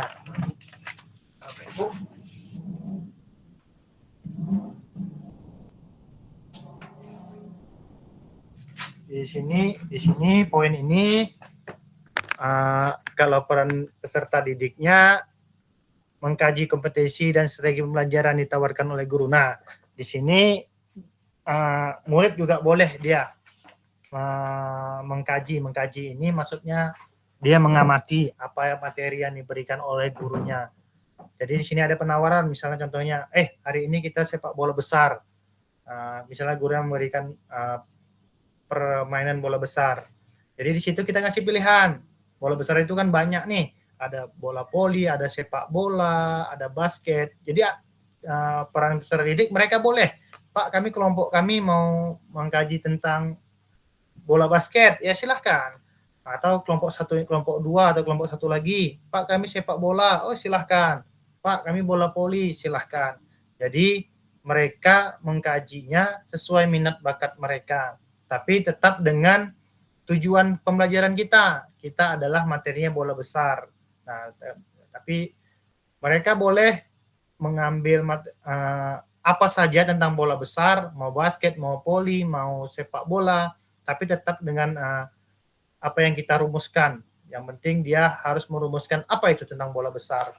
Jadi tidak lagi ibaratnya anak semua harus sepak bola, anak semua harus basket. Nah, jadi di kurikulum sekarang atau pembelajaran sekarang, hal yang seperti itu ya kita tidak bisa langsung kita hapuskan, tidak bisa kita langsung menyatakan tidak boleh, tapi ya pelan-pelan harus kita atur ulang lagi, harus kita sesuaikan. Di poin keempat, peran guru adalah membantu murid mengakses informasi, menata dan memproses, dimanfaatkan dalam memecahkan permasalahan hidup sehari-hari. Sedangkan peran peserta didik membuat rencana pembelajaran untuk mata pembelajaran yang diikutinya. Nah, di sini guru mengakses informasi, contohnya guru memberikan saran, ayo kalau kalian ada kendala, silahkan kalian tengok YouTube, atau tengok televisi, atau tengok internet. Nah, setelah kita membantu murid untuk memecahkan masalahnya, ya murid itu harus membuat rencanaan sendiri dengan yang apa sih pembelajaran diikuti, apa sih yang akan kita buat nih. Jadi kita hanya membantu mereka. Misalnya mereka kesusahan, Pak, kami tidak tahu nih Pak, penemu bola voli ini siapa Pak? Nah, kita tidak boleh langsung menjawab Pak Ibu. William Morgan. Karena kalau langsung kita jawab seperti itu, kesannya kita tidak bagus saja memberikan secara instan, walaupun kita harus berpihak kepada murid. Tapi kita bisa kasih solusi. Ayo, kalau belum tahu, coba dulu di rumah ada HP apa enggak? Kalau ada HP, bukalah HP, tengok di internet tuh. Nah, nanti ketika dia menemukan jawabannya, dia bertanya lagi, oh Pak, poli kemarin William Morgan Pak. Baru kita apresiasi dia. Ya benar. Dan bentuk apresiasinya, saya rasa Bapak Ibu pasti tahulah bagaimana. Ada yang memuji, ada yang bilang bagus, yang jelas dengan kalimat-kalimat positif Bapak Ibu. Peran guru terakhir sini adalah mengidentifikasi dan menentukan pola penilaian hasil belajar murid yang relevan dengan kompetensi yang akan diukur. Sedangkan peran peserta didik adalah belajar secara afektif, berkelompok, individu. Nah, di sini nanti dalam pelajaran PJOK, guru itu menentukan nih pola penilaiannya kita gimana nih. Kita apakah nanti penilaiannya itu secara individu, kelompok, disuruh anak ini menulis karya ilmiah, atau kegiatan membuat video pembelajaran. Nah, sedangkan peran peserta didik, ya dia mengikuti apa yang diinstruksikan oleh gurunya. Nah, jadi di sini Bapak Ibu, peran-peran guru dan peran-peran muridnya telah dibagi. Tidak baik juga Bapak Ibu guru, kita ambil juga nih, peran murid kita ambil juga, peran guru kita ambil juga. Contohnya dalam bertindak sebagai fasilitator. Nah, kita hanya memfasilitasi. Ya, ketika dikritik atau dikasih umpan balik sama peserta didik, kita tidak nerima. Nah, seperti itu kita tidak boleh di era yang sekarang Bapak Ibu. Di berikutnya di sini, dalam SCL, guru akan berperan sebagai fasilitator dalam proses belajar. Peserta didik akan dilatih untuk memiliki tanggung jawab atas kegiatan belajarnya dengan panduan guru sebagai fasilitator agar materi, kegiatan, dan pengukuran pembelajaran masih dalam koridor capaian pembelajaran diharapkan. Dalam hal ini, guru dapat mendorong perkembangan peserta didik, karena guru bukan satu-satunya sumber belajar. Nah, ini yang saya sampaikan tadi Bapak Ibu. Sekarang guru itu bukan satu-satunya Bapak Ibu. Sekarang banyak internet ada, media sosial ada. Jadi media sosial itu juga bisa jadi ajang pembelajaran. Bahkan masyarakat pun bisa jadi pembelajaran. Jadi jangan berarti kita guru, kita merasa ya ini sumber kami yang paling benar. Tidak. Jadi makanya itu dihimbaukan peran guru, murid juga boleh memberikan umpan balik kepada gurunya agar proses pembelajaran itu makin bertambah Bapak Ibu. Jadi kita pun dapat sumber hal baru dari murid, murid pun dapat sumber hal baru dari kita. Jadi sama-sama kita ilmunya bertambah. Nah, di sini memahami karakteristik dan minat anak. Ini jenis-jenis pembelajaran student centered learning. Apakah yang pernah Ibu dalam pembelajaran? Nah, di sini karakteristik pengembangan peserta didik. Di sini aktivitas 2. Nah, ini Bapak Ibu. Memahami karakteristik dan minat anak. Di sini jasmani ada, kita harus tahu jasmaninya bagaimana. Jasmani di sini nih biasanya kalau anak di umur 2 tahun, kegiatan jasmaninya itu ya kita harus tahu Bapak Ibu, berjalan, berlari nggak mungkin, merangkak, memanjat, melompat, kegiatannya gimana. Ya, kita sesuaikan. Berarti di sini nanti kalau di sekolah kita, nanti kegiatan-kegiatan jasmani yang bisa kita lakukan harus kita bedakan juga Bapak Ibu antara anak kelas rendah dan kelas tinggi. Nah, nanti Bapak Ibu bisa menyesuaikan dengan kondisi Bapak Ibu, kondisi sekolah Bapak Ibu. Kalau di sini kan banyak nih, ada hula hoop di fotonya, ini ada hula hoop. Kalau kita tidak ada hula hoop, bisa kita ganti dengan permainan apa. Yang jelas, contoh-contoh aktivitas fisik ini misalnya, nih Bapak Ibu, di sini cocokkan karakteristik berikut, manakah bidang dan usia yang sesuai. Ini Bapak Ibu, nanti kita mencocokkannya. Yang mau mencocokkan silahkan mencocokkan, tapi tulisannya kecil kali nih. Yang mana besarkannya ya? Oke, Pak ya. Bentar. Preview gini. Gini. Nah, gini Bapak Ibu. Cocokkan karakteristik berikut. Manakah bidang usia yang sesuai? Di sini nih ada nih Bapak Ibu. Berjalan, berlari, merangkak, memanjat, melompat, menendang, menarik, melempar, dan memukul. Nah, kira-kira di situ menurut Bapak Ibu karakteristiknya di bidang apa? Jasmanikah, sosialkah, emosionalkah, atau mental? Nah, ayo Bapak Ibu, kira-kira siapa yang ingin menjawab? Di poin pertama itu ada kegiatan berjalan. Berjalan itu kegiatan jasmanikah, sosialkah? Silahkan tulis di kolom chat Bapak Ibu. Pak Hairul jasmani. Nah, sekarang Pak Hairul ketika itu menurut Bapak kegiatan jasmani, kira-kira di umur berapa saja tuh yang bisa melakukannya Pak Hairul? Itu ada pilihan Pak Hairul, 0 sampai 2, 3 sampai 4. 5 tunggu ya. Dia boleh lebih dari 1, Pak. 5. Di situ ada banyak ya. Oke, 3 sampai 4 tahun, 5 sampai 6 tahun. Oke. Ini Pak, kalau gerakan memukul bola, kira-kira ini ada satu rangkuman nih Pak, melempar, memukul bola. Ya? Banyak itu. Berarti umur 0 sampai 2 tak mungkin. Mungkin 3. Memanjat tidak. Kalau merangkak bisa tuh. 3 sampai 12 tahun bisa tuh. Memukul bola dari 12 tahun. Berarti kegiatan merangkak, Pak. Kira-kira merangkak itu untuk 3 sampai 2 tahun.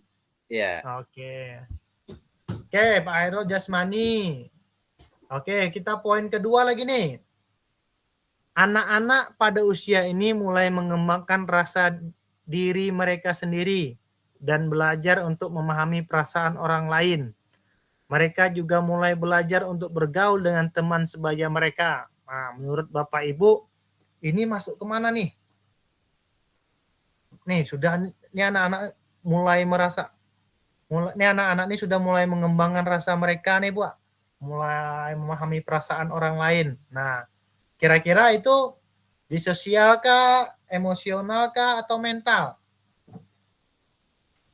Ayo Bapak Ibu, silahkan. Sosial, Pak. Sosial. Nah, kira-kira di sosial nih umur berapa tahun nih Pak Mas Ridal? Mulai umur 12-18, Pak. Oh, 12-18 ya. Oke, menurut Pak Mas. Iya, Pak. Ya, saya setuju dengan Pak Mas Ridal karena di sini anak ini sudah ada nilai sosial, bisa kita lihat dari sini nih ya. Dia sudah belajar untuk memahami perasaan orang lain. Nah, jadi di sini dia sudah kadang ada rasa kasihan, rasa ingin berbagi. Nah, jadi di situ kata kuncinya Bapak Ibu, ketika kita ada rasa ingin memahami orang lain, berarti situ ada nilai sosial kita. Nah, dan kata Pak Mas Ridal, di situ di umur 12 sampai 18 tahun, berarti di sini SMP dan sampai SMA. Tapi saya ingin menambahkan sedikit, saya rasa di umur 12 tahun ke bawah, kayaknya rasa-rasa ini juga mulai berkembang Bapak Ibu, karena di tempat saya, kebetulan saya ngajar di SD, anak SD itu rasa berbaginya luar biasa Bapak Ibu. Kadang habis olahraga, dia minum, kawannya tidak minum nih ambil. Atau minta sedikit dikasih. Nah, jadi situ saya rasa anak-anak SD yang umurnya 8 sampai menjelang 14 tahun juga nilai sosialnya juga cukup tinggi. Di poin ketiga nih, mereka mulai mengalami emosi yang lebih intens seperti marah, sedih, cemburu. Mereka juga mungkin mulai mengalami tekanan teman sebaya, tantangan sosial lainnya dapat mengaruhi emosi. Nah, Bapak Ibu, kira-kira di poin ketiga ini apa ada Bapak Udi? Kayaknya nampak sudah nih. Di umur-umur berapa dah tahu nih. Dia mulai marah, cemburu. Kadang gurunya terlalu dekat sama yang lain, dia cemburu. Ayo Bapak Ibu, kira-kira masuk ke mana? Emosional, Pak. Pak Farhan, oke Pak Farhan, emosional Pak Farhan ya. Di umur berapa tuh kira-kira Pak Farhan? Mulai timbul emosional. Iya Pak, kami kebetulan guru SD Pak ya. Iya sama. Berarti kisaran dari 5-6 bisa, 6 sampai 12 juga bisa Pak. Oh iya. Tambah ya, lagi 12-18 kan itu tingkat SMA, SMP ya. Ya. SMP betul. Sampai SMA. Ya betul Pak Farhan. Di SD ini di situ sudah mulai merajuk Pak Farhan ya. Betul. Anak udah merajuk. Mulai tahu dia. Bersama Amerika dong. Kita dekat sama murid lain, nah mulai cemburu. Pokoknya benar kata Pak Farhan. Di sini tingkat emosional anak sudah mulai terbentuk itu dimulai dari umur 5 tahun sampai ke 12 tahun. Karena dia anak-anak SD itu kadang rasa cemburunya Bapak Ibu yang luar biasa. Jadi di situ kita harus pandai-pandai bagaimana memanage diri kita. Jadi kita tidak boleh hanya dekat kepada anak ini saja, hanya dekat kepada anak itu saja. Jadi kita harus adil lah Bapak Ibu. Di sini di poin selanjutnya, anak-anak mulai belajar untuk memahami dan mengelola emosinya, serta bernegosiasi dalam menyelesaikan konflik. Nah, di sini, bentar Bapak Ibu. Di sini kita mulai pandai mengelolanya.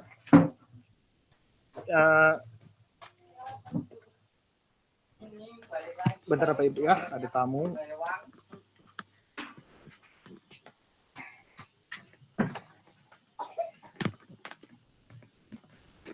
Jadi di sini poin terakhir ini sudah pasti mental, di mana mental tersebut kita anak sudah bisa memahami segala mengelola emosinya. Tapi ingat Bapak Ibu, di poin terakhir ini tidak semua anak bisa mengelola mental mereka Bapak Ibu. Jadi jangan kita pukul rata, anak-anak kita itu bisa mengelolanya. Jadi kita harus mengarahkan juga. Kadang ada anak, kebetulan di sekolah saya ada anak inklusi namanya Bapak Ibu. Dia berbeda sama anak yang lainnya, bukan berarti dia berbeda ada kekurangan, tapi dia pendekatannya berbeda.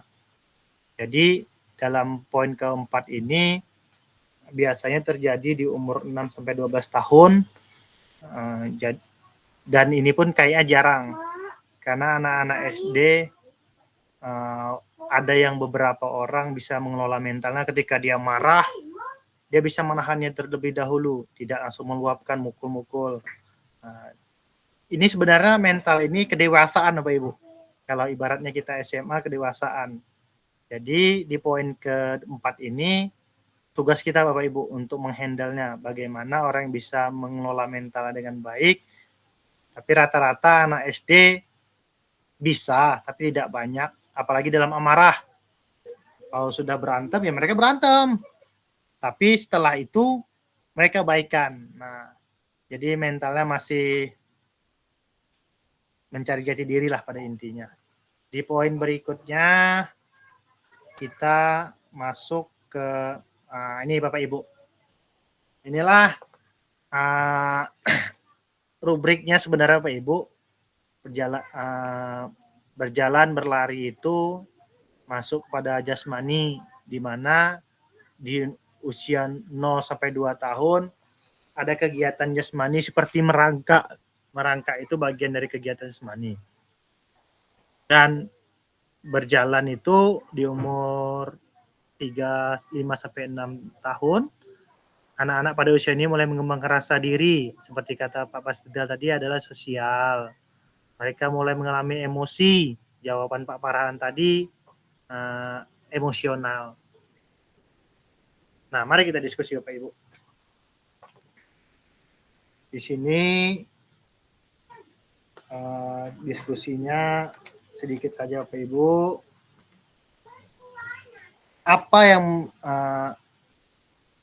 Apa pentingnya guru mengetahui karakteristik anak peserta didik? Nah, Bapak Ibu, kira-kira apa menurut Bapak Ibu? Ini kita jawab aja, Bapak Ibu. Yang bisa menjawab Pak Farhan, tolong bantu Pak Farhan. Menurut Pak Farhan, kenapa guru itu penting mengetahui karakteristik peserta didik, Pak Farhan? Penting, izin jawab Pak ya. Ya. Penting sekali Pak, karena di sini kalau kita mengetahui karakteristik peserta didik kita, jadi kita bisa menyesuaikan materi gerakan apa yang harus kita berikan kepada anak, misalnya gitu. Apakah dia mampu untuk melakukan gerakan tersebut ataupun tidak. Jadi tidak setiap anak, setiap peserta didik tidak sama Pak kemampuan untuk melakukan suatu gerakan. Berarti kita menyesuaikan dengan kebutuhan dia Pak ya, sama kemampuan Pak ya. Oke, mantap Pak Farhan. Ayo, ada teman-teman lain yang bisa menjelaskan kenapa kita penting nih mengetahui karakteristik anak. Apakah ada Bapak Ibu lagi yang mau menjelaskan? Ayo Bapak Ibu. Oke, supaya saya rangkup. Ya, di sini sesuai kata Pak Farhan tadi, kita harus tahu nih karakteristik. Pak Budi, silakan Pak Budi. Pak Budianto. Izin sedikit menambah aja kan sih Pak. Ya, silakan Pak Budi. Kalau saya sih menurutnya juga yang jelas mungkin SMA, SD, SMP mungkin kan karakter umur apa namanya? Berbeda, Pak, usia ya? anak lah. Iya, perbedaannya. Jelas untuk melihat karakter anak atau psikolog kita tuh kan bisa kita lihat dari anak-anak tersebut. Maka tadi kalau saya sih lihat kalau mungkin olahraganya ini terus mungkin seusia sekian anak tuh mungkin jenuh, bosan. Dengan itulah makanya saya sering buat modifikasi aja. Ada bahan kita coba modifikasi aja. Terima kasih ya. Ya, terima kasih Pak Budi. Oke Pak Priyadi, silahkan Pak Priyadi. Baik Pak, kalau menurut saya Pak, kenapa kita harus penting untuk mengetahui karakter anak? Karena setiap anak ini mempunyai karakter yang berbeda-beda. Jadi ada saatnya kita membutuhkan anak yang berkarakter khusus. Misalnya ada anak yang tidak suka dimarah, sukanya disanjung-sanjung. Kalau kita marah maka dia akan berbuat hal mungkin tidak. Tapi kalau kita sanjung maka kita akan bisa memanfaatkan dia. Kita contohkan aja mungkin karakternya emosian. Kita taruh dia jadi ketua kelas dan sebagainya. Maka dia akan bertanggung jawab. Maka karakter pemarahnya itu bisa hilang. Dan itu bisa juga kita terapkan di olahraga. Bisa kita jadikan dia sebagai mungkin bahan percontohan di kelasnya. Kita puji dia, bahkan kita sanjung dia, baru kita manfaatkan dia, Pak. Seperti itu menurut saya. Oke, benar-benar. Oke, mantap, menarik saya. Oke, terima kasih ke Pak Farhan, Pak Budi, dan Pak Priyadi. Benar. Di sini Pak Farhan tadi mencontohkan dia lebih ke ibaratnya langsung ke pokok materi olahraganya. Pak Budi juga begitu. Nah, di Pak Priyadi ini, Pak Priyadi dia membuatnya secara global nih. Ya, pertama Pak Priyadi lihatnya dari segi pembelajarannya dulu, tidak masuk ke PJOK-nya. Saya setuju dengan Pak Priyadi dan Bapak-Bapak yang lainnya. Di sini karakteristik anak tuh kita tahu watak anak dulu Bapak Ibu. Watak anak seperti ini nih, kita nih ada nih anak yang pendiam. Kita harus tahu anak pendiam ini tujuannya tadi tuh bagaimana kita mengatasinya Bapak Ibu. Ketika anak pendiam, kita perlakuannya dalam mengajar juga berbeda Bapak Ibu. Kita tidak boleh pukul sama rata. Ketika anaknya ada anak yang ini ada nih kadang anak ini super aktif nih, hyperaktif. Nah, bagaimana cara mengatasinya anak yang nakal? Nah, benar kata Pak Priyadi, biasanya anak yang nakal itu biasanya dia super aktif. Kalau kita taruh dia di belakang, baris paling belakang, ya selesailah pembelajaran kita. Entah apa diganggunya. Nah, untuk mengatasinya itu, benar kita taruh dia di depan. Kita pujilah dia. Ayo, Bang. Oke, Pak Budi, silakan Pak Budi. Izin Kak, saya cuman minta solusi juga ke Bapak Ibu semua. Yang pertama mungkin gini, kira-kira tempat Bapak Ibu kalau ada siswa di kelas itu yang mungkin kurang kebutuhannya kurang lah mungkin pada yang lain. Untuk menyikapi hal itu untuk di dunia olahraga kita ini kalau mengajar dari SD, SMP dan SMA itu kira-kira strategi apa kira-kira yang cocok mungkin kita pilih-pilih kan mungkin menurut saya. Jadi mohon pendapat lah, izin Kak. Terima kasih. Di sini Pak Budi kurang apa Pak Budi? Ibaratnya dia ibaratnya ada keterbatasan fisik. Iya, fisik. Yang jelas fisik mungkin kayak gitulah. Ya. Nah, di sini menurut saya pribadi ada yang mau dulu Bapak Ibu yang bisa membantu menjawab Pak Budi? Apakah ada yang mau atau Bu Rika? Biasa Bu Rika nih dari guru penggerak biasanya ada nih kepemimpinan dalam memanage anak. Kira-kira Bu Rika? Pak Airul, silakan Pak Airul. Oke, izin menjawab nih Pak Budi. Saya ada juga di SD, ada yang berkebutuhan khusus. Dia ada kekurangan lah dari fisiknya. Biasanya kalau untuk pembelajaran soalnya lebih dipermudah. Kemudian kalau untuk gerakan yang ringan. Jika ada misalnya bermain voli, saya jadikanlah dia wasit. Atau yang gerakan yang berbentuk gerakan fisiknya lebih ringan daripada yang lain. Saya rasa itu. Terima kasih. Oke, Bapak Ibu ada lagi? Dari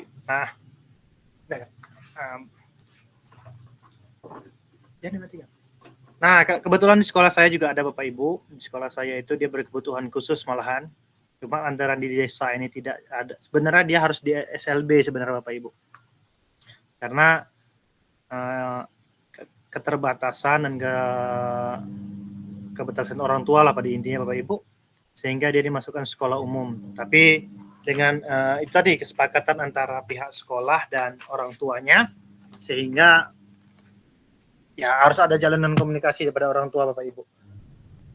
Kalau saya pribadi kebetulan di sini dia keterbatasan untuk mentalnya bagus, hanya saja dia kakinya Bapak Budi, kakinya itu dia menyilang gini Pak Budi. Jadi dia kalau lari memang tidak sama lah dengan kita normal. Perlakuannya yang saya lakukan, saya tidak membedakannya dalam melakukan olahraga. Ya kalau lari dia harus lari Bapak Budi. Cuma hanya saja ketika kita melakukan kebugaran jasmani, teman-temannya lari 50 meter, dia hanya 10 atau 15 meter. Yang jelas tujuan kita dia lari, yang penting dia lari. Dan terbantunya saya Pak Budi, anak-anak situ sudah memahami. Jadi ini nih kerja kita dua. Kita juga harus bisa memodifikasi menilai dia. Yang kedua, kita menjelaskannya kepada teman-teman rekan sejawatnya. Jadi, kenapa Pak dia harus gini Pak? Karena kita berbeda begini. Tapi menurut saya, kita harus juga sebagai guru adil, kalau teman-temannya lari, ya lari. Tapi dia ya semampunya dia. Kita hanya, kalau dia cuma bisa lari 10 meter ya nggak apa-apa. Yang penting tujuan kita dia lari ya lari. Tapi pada intinya, ini juga kita harus jangan sampai dia minder lah Pak Budi. Saran saya jangan sampai dia minder, karena nanti kalau dia minder, apalagi SMA nih Pak Budi. Pak Budi ngajar SMA. Nah, itu mentalnya bahaya Pak Budi. Ibaratnya dia kalau dia sudah kuat ya kuat, karena dari SD dia sudah menjalaninya kan. Tapi kalau hancur ya hancur betul. Apalagi kan SMA nih ajang dia mencari jati diri, teman-teman berbeda gender sama dia. Yang jelas Pak Budi, tetap Pak Budi, kalau dia memang harus main poli, harus main poli. Tapi jangan penilaiannya aja Pak Budi. Menurut saya penilaiannya Pak Budi bedakan. Siap. Ketika temannya penilaiannya seperti dapat A dia harus lari 100 meter, berarti siswa kita yang agak keterbatasan ini dia lari 20 meter aja udah dapat nilai A. Jadi beda penilaian aja Pak Budi. Menurut saya seperti itu Pak Budi. Pak, Ya Pak Priyadi, silakan Pak Priyadi. Mungkin sedikit menambah, Pak. Mungkin tujuan pembelajarannya. Kalau tujuannya mungkin dia gerak berlari, yang penting dia bisa bergerak. Masalah jauh atau tidak, itu nanti urusannya. Yang penting dia sudah mampu bergerak. Sama seperti senam lantai, ketika orang yang lain rollingnya pas sampai tegak, dia cuma bisa guling saja. Menurut saya itu sudah oke. Yang penting dia sudah melaksanakannya. Ya, ketika dia rolling, ketika dia sudah mau melakukan aja Pak Budi, udah nilai dia sedikit lebih bagus. Tapi jangan pula berarti Pak Budi, ini kepada kebesaran hati Pak Budi juga. Yang jelas Pak Budi harus memperlakukan dia lebih spesial aja. Tapi tetap ingat Pak Budi, kita ada TP tujuan pembelajaran kita, tujuannya itu harus tercapai dia Pak Budi. Ibaratnya kalau memang lari tujuan pembelajarannya ya dia harus melakukan gerakan lari tersebut. Walaupun jaraknya nanti ya Pak Budi modifikasi. Saya rasa itu Pak Budi. Siap. Terima kasih Kak. Oke, sama-sama Pak Budi. Oke, terus di sini ada pertanyaan tua. Bagaimana cara mengisi berbagai karakteristik minat pembelajaran Nah, ini sudah terjawab juga tadi. Bagaimana tadi? Misalnya karakteristiknya ada yang nakal, ada yang berkebutuhan khusus. Tadi secara otomatis sudah ditanya Pak Budi juga. Jadi sudah terjawab juga ini Bapak Ibu. Nah, pembelajaran 3, pembelajaran berdiferensiasi PJOK. Berdiferensiasi di sini berarti pengertiannya adalah usaha guru untuk menyesuaikan pembelajaran di kelas untuk memenuhi kebutuhan belajar individu murid. Ini dia menurut Tomlinson. Dan sini juga ada Bapak Ibu. Siapa bentar Bapak Ibu? Ada yang masuk. Oke Pak Priyadi. Ada apa Pak Priyadi? Pak, saya mau izin dulu nih Pak. Siapa? Silakan Pak. Silakan Pak. Silakan Pak. Kamera saya matikan ya Pak ya. Silahkan Pak, ya Pak, silakan Pak. Nah, di sini ada pengertian pembelajaran. Kita dapat mengategorikan kebutuhan belajar murid paling tidak berdasarkan 3 aspek: kesiapan belajar peserta didik, minat peserta didik, dan profil belajar peserta didik. Di sini juga kesiapan belajar peserta didik ini pelajaran peserta didik. Ada namanya kesiapan pelajar peserta didik atau readiness, bukan diukur dari IQ-nya. Jadi di sini Bapak Ibu dalam pelajaran PJOK ini kita tidak hanya pembelajaran itu dinilai berdasarkan kecerdasannya, tapi kita bisa lihat dari mungkin dia ada nih orang nih kurang cerdas, tapi dalam belajar dia selalu mengikuti pembelajaran dengan baik. Kalau disuruh minta tolong, dia langsung sigapnya ada nih Pak. Biasanya anak-anak yang agak-agak nakal, dicontohkan Pak Priyadi itu, dia justru anak nakal lu kadang yang justru ingat sama gurunya Bapak. Kalau udah disuruh gotong royong, wah dia paling rajin lah. Ada juga anak yang pintar, kalau disuruh banyak aja alasannya nih, Pak lagi ini Pak. Terus ini apa saja pengetahuan dan keterampilan dimiliki anak terkait materi yang dipelajari, apa saja pengalaman gerak dasar yang pernah dikuasai anak, nah itu harus kita tahu. Terus di sini yang kedua, minat peserta didik. Minat untuk sehat dan segar, untuk bermain dan sukses. Harus kita tahu minatnya apa. Di sini di slide berikutnya, mana nih slide berikutnya? Ini siapa yang masuk? Silahkan. Pak Hairul, silakan Pak Hairul. Ya Pak, ingin izin bertanya nih Pak. Ya. Berarti ini pembelajaran berdiferensiasi ini ada kaitannya dengan asesmen diagnostik berarti nih Pak. Berarti kita harus mengetahui karakter-karakter melalui pertanyaan-pertanyaan. Seperti itu Pak. Benar Pak. Karena kan intinya kan di sini kita mendiagnosa anak Pak. Balik ke tadi. Kan sebelumnya kan tadi Pak Farhan bilang karakteristik ini kita harus tahu anak tujuannya untuk apa. Jadi kita memang berpihak kepada anak Bapak. Nah, karena berpihak kepada anak ini kita bermacam-macam. Kita tidak bisa memukul rata berpihak, berarti contohnya kita gini. Wih, anak-anak saya ini suka main bola. jadi saya pembelajaran main bola. Tidak. Jadi kadang kita tahu karakternya Pak. Ini balik lagi Pak, kita mendiagnosa anak kita, karena satu anak akan berbeda dengan anak lain.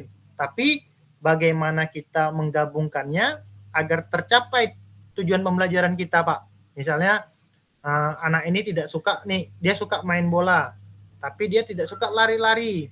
Nah, gimana tuh? Jadi harus kita diagnosa, kita bikin dalam bentuk permainan, maka itu saya sering nengok video Pak Budi, Pak Hairul, karakteristik anak SMA, anak SD kan berbeda-beda. Anak SD ini yang penting dia berlari, bermain.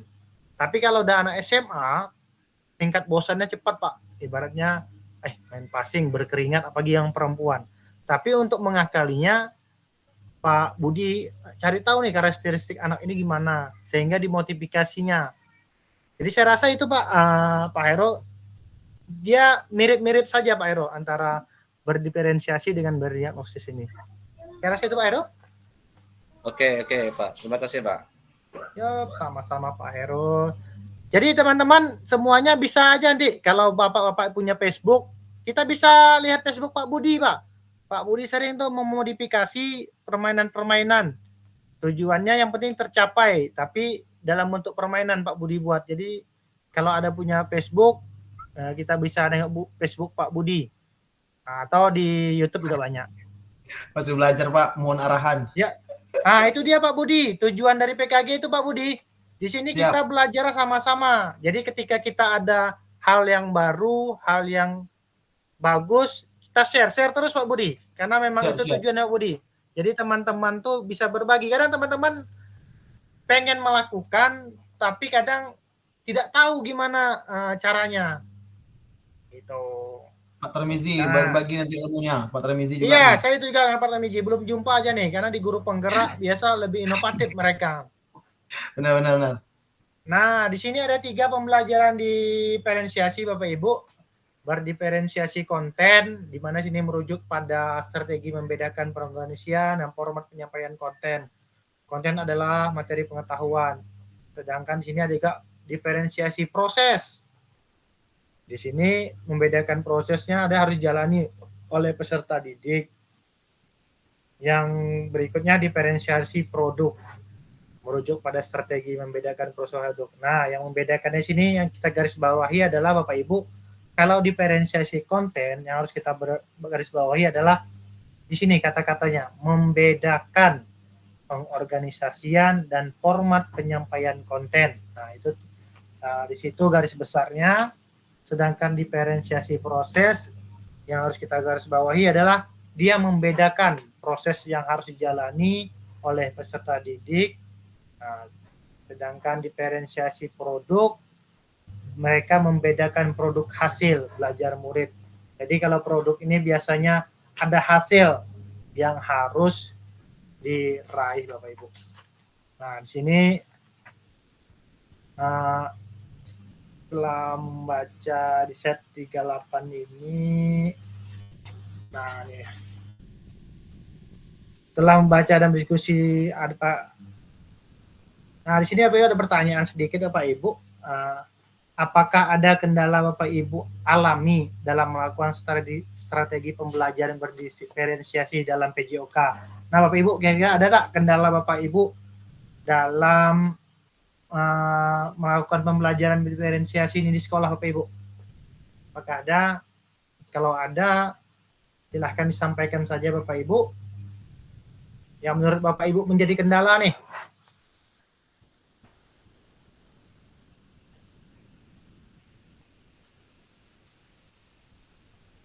Ada Bapak Ibu kendalanya?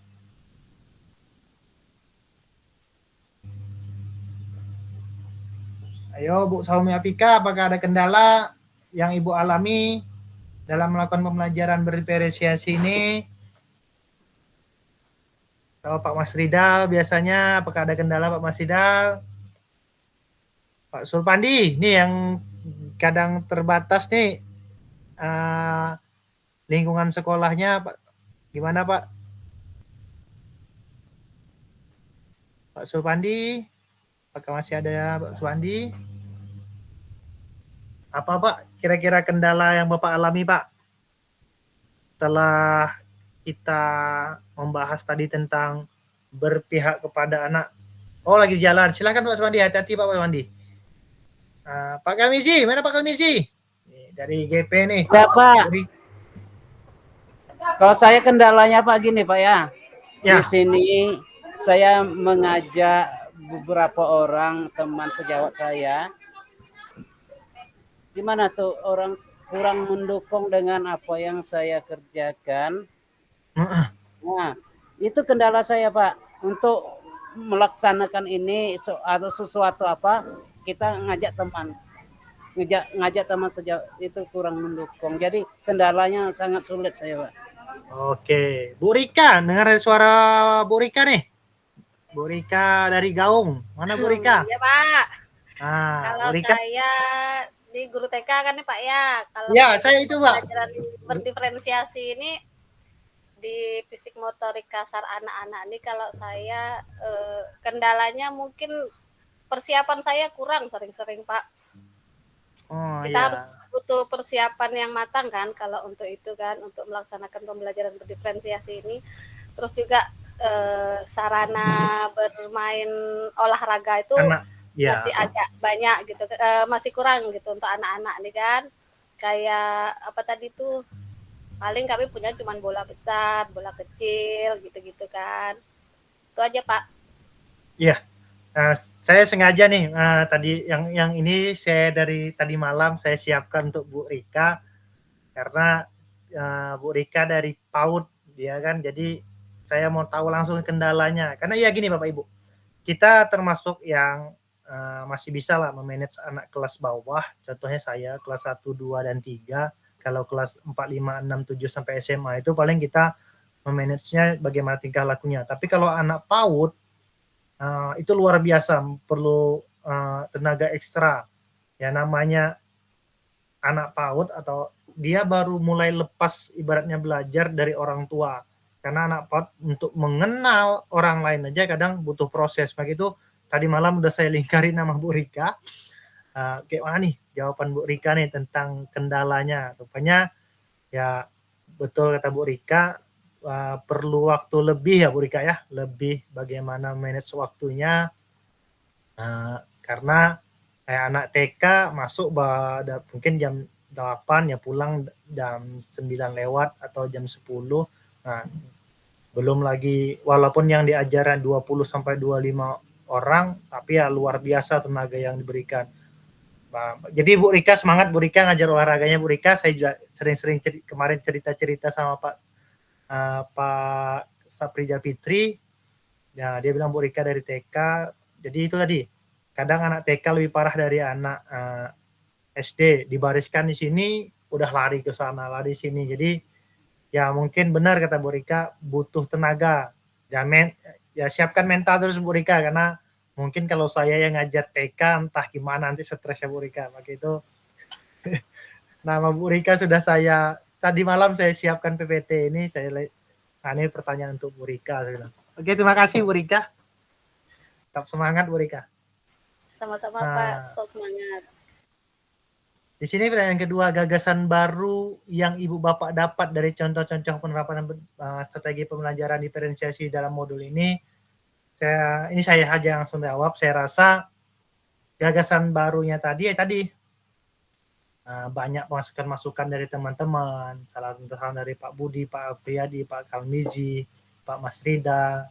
Jadi contoh-contoh strategi itu Bapak Ibu, saya rasa mulailah dari sekarang menerapkannya. Tidak bisa satu, ya setengah dulu kita terapkan. Yang penting ada progres kita Bapak Ibu. Karena kalau sudah ada progres ya tentu ada perubahan walaupun sedikit. Di sini berikutnya setelah sesi ini nanti Bapak Ibu buat refleksi Bapak Ibu di modul 1.3 di LMS dan gunakan pertanyaan refleksi untuk menulis refleksi Bapak Ibu. Jadi nanti saya kasih contoh juga Bapak Ibu refleksinya bagaimana. Nanti silakan Bapak Ibu amati atau tiru dan modifikasi.